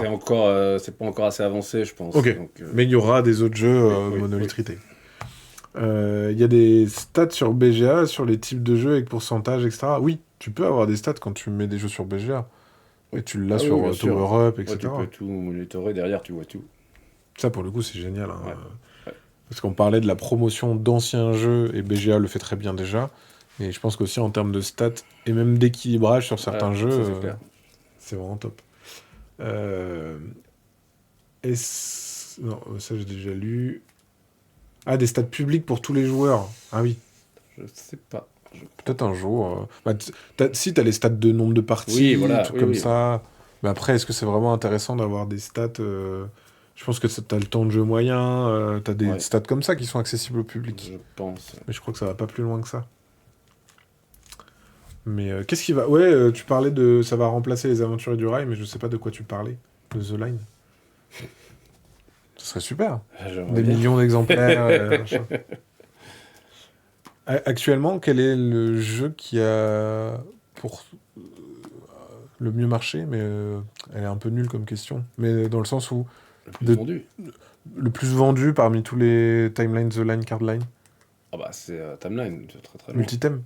Oui. Alors Timeline, Multithème, oui. Timeline, Multithème, sans problème. Ouais. Ok. Et dans Card Line, c'est Animo. Et dans Card Line, c'est Animo. Ah ouais, tu peux avoir un classement caché, ok. Est-ce qu'il y aura des nouvelles maps pour Tower Up? Je ne sais pas, ça va dépendre notamment des filiales, enfin des distributeurs étrangers. En fait, c'est vraiment un problème de commande. Euh, C'est-à-dire que nous, dans le retail, enfin nous, tout le monde, hein, en fonction de la commande, on lance ou pas un projet. On lance ou pas, voilà, un print. Donc, s'il y a de la demande encore au niveau de l'international, alors oui, sinon non. C'est pas là pour le coup, il y a vraiment rien de magique. Une map Paris avec la Seine, Ouais, une c'est vrai, map ça pourrait être sympa. Ouais. New York, Londres avec la Tamise, etc. Ouais, c'est bien. Remestone qui nous pose la question, comment est-ce que tu crées des mécaniques intéressantes dans un jeu? Tu t'inspires de ce qui est déjà et tu modifies ou tu trouves comme ça? Non, moi déjà je crée peu de jeux, hein. Je suis un des, on va dire que je suis pas extrêmement prolifique. Et non, moi j'essaie vraiment de pas regarder. Je m'interdis de regarder ce que font les autres. Ok. Après, je suis pas un gros joueur, encore une fois, de jeux de plateau. Moi, je suis un gros joueur de jeux de rôle. C'est vraiment mon intérêt, c'est l'essentiel de ce qui m'intéresse en termes ludiques, c'est le jeu de rôle. Et sinon, non, non, ça m'intéresse pas trop. On posait aussi la question tout à l'heure, est-ce qu'un Bounty Hunter, t'aimerais bien le récupérer chez Monolith? Oui, j'aimerais bien le récupérer chez Monolith. J'y travaille. Je sais pas, Bounty Hunter, ça a bien démarré, mais en fait, ça a suivi malheureusement hein, le cycle classique de 95% des jeux, c'est-à-dire c'est eu un très bon démarrage et après ça baisse assez rapidement. En gros, hein, le rythme de vente d'un jeu aujourd'hui, c'est à peu près le rythme d'une campagne Kickstarter, avec une Ça marche courbe. super bien au début et puis ça baisse Ouais, au fur et à je peux mesure. même te dire, la forme de la courbe, c'est 1 sur E2X. Et voilà, c'est une courbe de quatrième degré. Et voilà, et après, ça fait des ventes vraiment flat, hein, autour de 100 par mois à la fin. Donc la question de le récupérer, c'est pourquoi... est-ce que tu peux installer un jeu comme Bounty Hunter ou pas? Moi, je continue à penser que oui. Moi, j'aimerais bien qu'il soit sur BGA, par exemple. Moi, j'ai envie d'y jouer. Moi, c'est un jeu que j'aime beaucoup. Euh, c'est malheureusement loin d'être ma meilleure vente. Par contre, c'est un des jeux dont je suis le plus fier. Enfin, moi, Mhm. j'aime y jouer. Donc, moi, j'aimerais le récupérer, j'aimerais le refaire. J'ai beaucoup d'idées là-dessus. Après, je sais pas comment. Est-ce que le jeu était peut-être un peu trop cher pour le type de jeu que c'était? Je sais pas. Parce que Bah, tu vois, on parlait avant d'un jeu, alors il est pas vieux parce qu'il est juste de l'année dernière, mais de se dire que ce genre de jeu, d'aller sur BGA et peut-être proposer, je sais pas moi, un booster en plus pour leur donner un petit souffle en mode, regardez, on refait un petit booster. Si vous avez déjà le jeu, vous vous réintéressez. En plus, sur BGA, ça va permettre aux gens de les découvrir, de se dire, ok, bah en fait, le jeu, il continue d'exister. Le fait que ça soit réédité, peut-être que c'est ce genre de truc qui fait que ça peut donner un second souffle à un jeu, surtout quand c'est un bon jeu, un jeu dans lequel tu as envie et tu le sais que ça peut marcher. Bounty Hunter, c'est un genre de jeu qui peut se jouer très vite, je pense, sur BGA, moi, et je qui peut pense que sur avoir un BGA, effet, tu es sur une partie qui dure 10 minutes ouais, donc un et peu à la Captain Flip que, Toy Battle qui et que marche c'est très exceptionnellement. intéressant. À cause de la licence, on peut pas aller sur BGA. Ah oui, Donc voilà, moi, si je le refaisais, ça serait sans ce licence. serait sans licence. Voilà, il y aurait C'est pas des con, hein. variations. Mais par contre, mon premier move, ce serait de le mettre sur BGA. Ah bah oui, je Avant pense. même la sortie du jeu physique. D'ailleurs, ah bah j'allais partager aussi, sinon sur YouTube, n'hésitez Attends, pas à voir le c'est quoi replay. la question là? C'est Où ça, vous fantasy. développez... Alors, c'est extrêmement simple. On développe un jeu, on le Là, tu propose. réponds à quelle question, pardon? C'était pour Bounty Est-ce Hunter? qu'on développe un jeu, puis Ah, on le vous vend aux développez un jeu en distributeurs? interne, puis vous le vendez à vos distributeurs, ou peu importe. Non, alors on développe le jeu, on voit les différents distributeurs des différents pays avec on va dire un proto du jeu, mais extrêmement avancé, qui ressemble très fortement à une version finale. Et ensuite, chaque pays en achète un certain nombre. On collecte donc les PO, les purchase orders des différents pays, et ça nous donne le volume final à imprimer. Et donc une fois qu'on a un PO signé, par exemple, je dis n'importe quoi, hein, 2000 pour UK, 1000 pour la Pologne, des choses comme ça, alors seulement on les produit. Ok. C'est pour ça que non mais désolé, hein, Ah, t'as raison, hein. c'est hyper important ce point-là parce que ça rentre en résonance avec une critique qui était faite sur Kickstarter, qui est une critique totalement infondée, qui est les gens sur Kickstarter ne prennent pas, les éditeurs ne prennent pas de risques. Et ça, c'est ce qui explique, j'ai souvent dû batailler, les éditeurs hors Kickstarter ne prennent pas plus de risques. C'est-à-dire que on ne vend pas, on ne fabrique jamais un jeu qui n'est pas déjà acheté, que ce soit sur Kickstarter ou que ce soit dans le retail. Dans le retail, ouais. Voilà. On vend, on a des accords, on sait qu'on a un contrat d'achat avec un distributeur, et alors on fabrique le jeu. Voilà, donc c'est pour ça. Trop souvent, on a opposé sur la question du risque les éditeurs Kickstarter et les éditeurs retail. La réalité, c'est que moi, je ne connais aucun de ma connaissance, éditeur retail qui a perdu de l'argent sur un jeu. Je connais énormément d'éditeurs Kickstarter qui se sont ruinés, tout simplement. Donc voilà, c'était juste pour remettre un peu l'église au milieu du village quand on parle de risque financier et qu'on oppose retail et Kickstarter. C'est vrai que oui, tu as l'impression que Kickstarter, c'est une espèce de forme de précommande avant que le jeu soit fabriqué, exactement. Etc. Voilà, exactement. Alors là, je suis 100%, je sais pas qui est derrière ce pseudo, mais c'est pour ça que tout mon point. C'est le temps de dev qui va être, va être absolument déterminant, complètement. Cool Miner Note sans fond, par exemple, on l'a dit. Bounty Hunter, c'est l'un de mes jeux les plus joués. Je l'ai fait découvrir à pas mal de monde. Le côté Star Wars attire tout le monde. Si ça des potes qui aiment Star Wars, en plus, c'est plus facile. J'ai envie de dire, toi, t'as bon goût. D'ailleurs, il y a quelques licences qui sont sur BGA. On parle de Seigneur des Anneaux, Tekken, Olivier Tom, Altered. Altered, c'est pas vraiment une licence. Alors, L5R, c'est parce que ça appartient à Asmodée. Donc, c'est facile. Dead Cells, je suis surpris. C'est-à-dire qu'ils ont... En fait, nous, le problème qu'on a, c'est qu'aujourd'hui, par exemple, Disney considère que BGA... J'ai le même problème avec Warner sur tout ce qui est Batman. Ils considèrent que BGA, ça relève du jeu vidéo et pas du jeu de plateau. D'accord. Tu vois, que le portage, c'est déjà du jeu vidéo parce que c'est numérique. Ah ouais. Mais ce qui est logique, pour moi, c'est oui, ça se tient, mais je suis pas sûr. C'est une représentation numérique. Considérer aussi que c'est le support qui définit le type de jeu, la nature du jeu. Un livre audio, tu vois, un livre audio n'est pas un livre.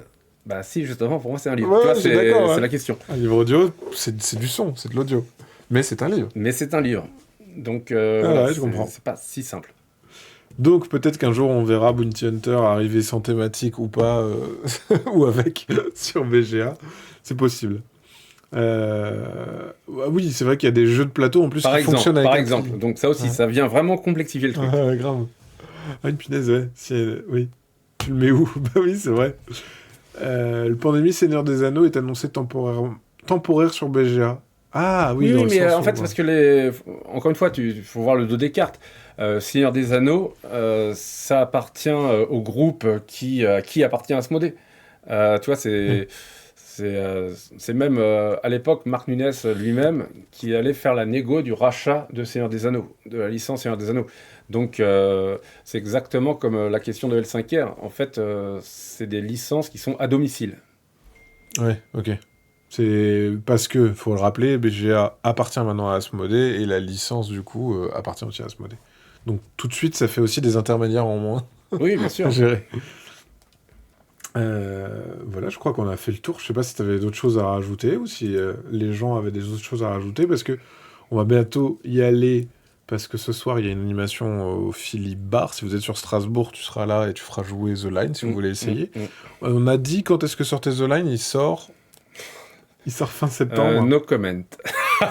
Tu parles de quoi? Tu trouves que tu Non, la dernière... Marc va acheter les licences pour Monolith. Bah peut-être, voilà, tu lui demandes, tout simplement. Donc voilà, ça sort, The Line, fin septembre. Le 19. 19 septembre. Ah bah c'est bientôt... Voilà, c'est bientôt. C'est un grand oui. Ah c'est super, j'adore. C'est génial.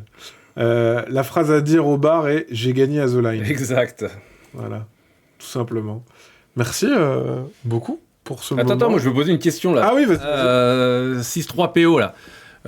Puisque apparemment tu as joué donc à The Line, donc à Nantes, qu'est-ce que tu en as pensé? Ah voilà, on a quelqu'un qui a... Ah, moi je peux te dire ce que j'en ai pensé. Ça t'intéresse, mon avis? En off? Ou maintenant? Non, mais tu peux me le dire, moi je m'en fiche. De toute façon, tu vas pas dire du mal maintenant, ça serait pas cool. Non, mais j'ai aucun mal à dire. C'est quand j'ai joué à The Line et que j'ai lu la règle et je me suis dit ah putain, mais pourquoi tu l'as pas fait avant? C'est exactement ce que je me suis dit, c'est ce que tout Asmodée m'a dit. Ouais, je me suis mordu les couilles. Je sais pas si on a le droit de dire ça. Si tu veux. En fait, alors je vais te dire exactement. Timeline marchait tellement bien que je me suis reposé sur mes lauriers et je me suis installé vraiment dans tout ce qui est dans tout ce qui est monolithe et je me suis ouais vraiment j'avais complètement laissé tomber le dev de Timeline, je l'avais laissé à Asmodée et les chiffres tombaient tout seuls, ça roulait tout seul et je me suis jamais vraiment re-questionné sur le jeu, remise en question, pardon. Et là, c'est parce que y a eu Twist qui a vraiment pas marché que je me suis repenché là-dessus via Cardline. Et si Timeline avait connu, on va dire, des problèmes avant, alors The Line serait né bien avant. Plutôt. Okay. C'est vraiment le... Parce que c'est vraiment ce que je me suis dit. Et... Ah ouais, mais moi, parce que après, ça paraît tellement évident quand tu le vois. Tu te dis, mais putain, vraiment, je me suis dit, mais Fred, mais t'es vraiment con. Mais tu sais... Et j'ai l'impression, j'ai dormi pendant, franchement, j'ai l'impression d'avoir dormi dans une grotte pendant 10 ans. Parce que j'ai claqué 10 ans à faire plus ou moins, à faire très peu de jeux, mais ne m'occuper que de monolithes, en ayant en arrière-plan Timeline qui fonctionnait vraiment tout seul très très bien. Et là, c'est le fait d'avoir été secoué, notamment, faut le dire, secoué dans mes revenus, qui fait que parce que j'ai été mis en danger, il a fallu que je me retrousse les manches. Et que je me réintéresse à des jeux qui ne sont pas des jeux type monolithe avec plein de bonhommes qui se tapent dessus avec des haches en plastique. Mais moi c'est drôle parce que quand justement je l'ai vu, je me suis dit c'est fou parce que il y a plein de jeux qui sont sortis 0 à 100, Blind Jack plus récemment qui sont justement des estimations de machin et je me suis dit mais c'est vrai que personne n'a proposé la méca de les trier. Mais en plus c'est tellement dans la lignée de Timeline Cardline, mais quel con. Du coup, c'était à Rennes, très sympa, avec un animateur ou un joueur qui fait l'animateur. Il faut être 4-5 joueurs gens puissent discuter entre eux. Bon jeu d'ambiance apéro. Voilà. Est-ce que les moins de plastique dans les Kickstarter, c'est envisagé? Je vais dire, moins de plastique, mieux de plastique. C'est-à-dire que là, on va aussi aborder on va changer les matériaux. Là, on va essayer d'aller... évidemment, on ne pourra jamais le faire en part de marché, mais on va essayer de commencer à taquiner en qualité Games Workshop en allant sur des plastiques vraiment résolument plus durs. Mais du coup, il y en aura moins. Moins, mais mieux. Parce que c'est plus cher. C'est le prix de la qualité, on va dire. Alors, est-ce que... Non, j'ai eu peur de faire une bêtise encore. Non, pas du Rewood. Le Rewood, en termes écologiques, c'est dégueulasse. Hein. Je préfère le dire. Ah ouais? Là, c'est de la colle à l'intérieur. C'est pas... oui, c'est propre sur le papier, mais c'est des copeaux de bois qui sont collés entre eux. Je viens d'arriver, désolé, je vais faire le nostalgique, mais merci Astéroïde et Rush and Crush. Vraiment, merci beaucoup. C'est bien qu'il y ait des gens qui se souviennent de ces jeux. Voilà, exactement. Exactement, c'est comme le MDF. Mais on est sur des technos extrêmement proches. Hein. Ok. C'est des copeaux de bois que tu recolles, mais c'est comme c'est une sorte de colle résine. Moi, je croyais que c'était comme de l'aggloméré, c'était pressé tellement fort que ça tenait ensemble. Je crois pas du tout. Ouais. À vérifier. Alors, je veux pas dire de conneries, à vérifier, mais je crois que c'est pas du tout la techno. Comme les tables Ikea avec du bois, des copeaux de bois qu'ils ont compressés, tu vois. Alors, à vérifier. Ouais. Voilà. C'est de la colle. Bon, voilà. Le caoutchouc, c'est super doux. Mais ouais, il y a un liant. Ok, d'accord, excusez-moi. Ouais, je pense que tu peux pas faire sans. Je pensais pas aussi. Les amis, il faut qu'on vous quitte dans pas longtemps pour aller faire la bamboche. Faut qu'on y va, comme on dit. Faut qu'on y va. Merci beaucoup, Fred, c'était trop bien. Comme d'hab. Oh la vache, il se souvient de ça, lui. Red Hot Silly Dragon, dans les réactions, j'ai toujours super jeu. C'est... Bravo. T'as bien. Merci beaucoup. Il y avait une actu sur The Adventurers où j'ai rêvé. Non, The Adventurers, c'est une actu. Moi, je peux parler. Je n'irai pas là-dessus. Voilà. Moi, j'ai appris l'existence de la sortie de The Adventurer 3 sur Kickstarter. Kickstarter ou GameFound d'ailleurs, je sais plus. Mais voilà, moi je n'irai pas. Ok. C'est un projet qui s'est fait sans toi, du coup? Ah oui, complètement sans moi. Okay. Oui, bah après, j'ai vendu les droits, hein, donc j'ai vendu les droits il y a 10 ans. Je me plains pas de ça, hein, c'est simplement... voilà, perso, c'est un jeu que je ne pledgerai pas. Ok. Voilà, comme ça vous êtes au courant. Quoi, cette semaine de folie de dingue est déjà finie? Bah oui, on se revoit à l'année prochaine, puisque Fred vient tous les ans en septembre. Bah ouais, c'est devenu un rendez-vous maintenant. Ouais. Avec grand plaisir. C'est pas très loin, hein. Je fais tellement de ventes maintenant que tout me paraît à côté, c'est vrai. Et d'ailleurs, oui, parce que tu fais un tour de France, tu le disais, tu as des prochaines dates aussi qui vont arriver, je retourne vite fait. Là, on arrive au bout, hein. J'ai déjà fait beaucoup de dates, et il me reste 11 jours, je crois, ou 10 jours. C'est encore beaucoup, hein. Ouais. Parce qu'après, il y a Vichy, puis Vichy, ça dure 3 jours ensuite, donc c'est jusqu'au 16. Ah, tu seras à Vichy? Ouais. J'y serai aussi. Ah bah, on se verra là-bas. Comme ça, on y Attends, c'est pendant le festival de Vichy? Bah oui, là c'est la veille, j'arrive la veille dans un bar à jeu, et après je fais le festival. Donc si jamais vous êtes dans ce coin-là, donc Strasbourg c'est ce soir, Nancy, Mulhouse, Auxerre, Lyon, Saint-Étienne, Clermont-Ferrand et Vichy, n'hésitez pas, vous pourrez rencontrer Fred, essayer de le battre. En un mois, c'est pas mal en un mois. En un mois c'est balèze, ouais. Oh ah ouais, c'est balèze, ça fait déjà pas mal. La semaine prochaine, quel est le programme des streams? Écoutez, on va sur un programme normal, entre autres, dans le sens où on aura un live lundi et mercredi, et on aura des invités, je vous en parle très bientôt. Est-ce que je peux déjà vous parler des invités? Oui, on peut déjà en parler, si vous posez la question. Il faut juste que je retrouve quel est mon mon planning, mais je vous dirai ça. Mais de toute façon, lundi, on se verra à 11h comme d'habitude, et je pourrai vous communiquer ça. Pour info, les Rewood, c'est 20% de l'IA. Ok, voilà. Donc il y a, dans un token, 20% c'est de la colle. C'est de la colle. Yes, bah ouais, je savais pas du tout. Je vais essayer de vous trouver ça. Oui, parle-nous. Bon, bah je vais regarder alors, très bien. Et pour The Line, n'hésitez pas à venir ce soir, nous faire un coucou. Alors, qu'est-ce qu'on reçoit la semaine prochaine? Est-ce qu'il y a des gens qui viennent nous dire bonjour? Je m'occupe de créditer vos bons juste après. Hein. Alors lundi à 16h, on sera sur le live de Crane. Le 8 septembre, on a Arcada Studio. Donc ça sera lundi. On aura Arcada Studio à 11h. Le 10 septembre, c'est-à-dire mercredi, à 11h, on sera avec Gram Edition pour parler de Morph TCG, qui est un TCG compatible avec tous les TCG. D'accord. Le 17 septembre, on sera avec Control Zèbre. C'est drôle, ça. Et le 24 septembre, on sera avec Captain Games. Et on a Asmodée aussi qui viendra le 4 novembre. Voilà, comme ça, vous savez tout. Mais la semaine prochaine, lundi, on sera à 11h avec Arcada Studio pour parler de Spark Rider 3000, la nouvelle édition, et Sifflard. Mercredi avec Gram Edition pour parler de Morph TCG. Et en bonus sur la chaîne de Crane à 16h, je serai là. J'aurais tout oublié dans 20 minutes. Retenez juste, lundi 11h, mercredi 11h. Voilà, c'est aussi simple que ça. Bon, on en reparlera du TCG, pas convaincu. Ça sera l'occasion de poser les questions. Merci à vous d'avoir été là. Merci à tous les deux, mais merci à vous.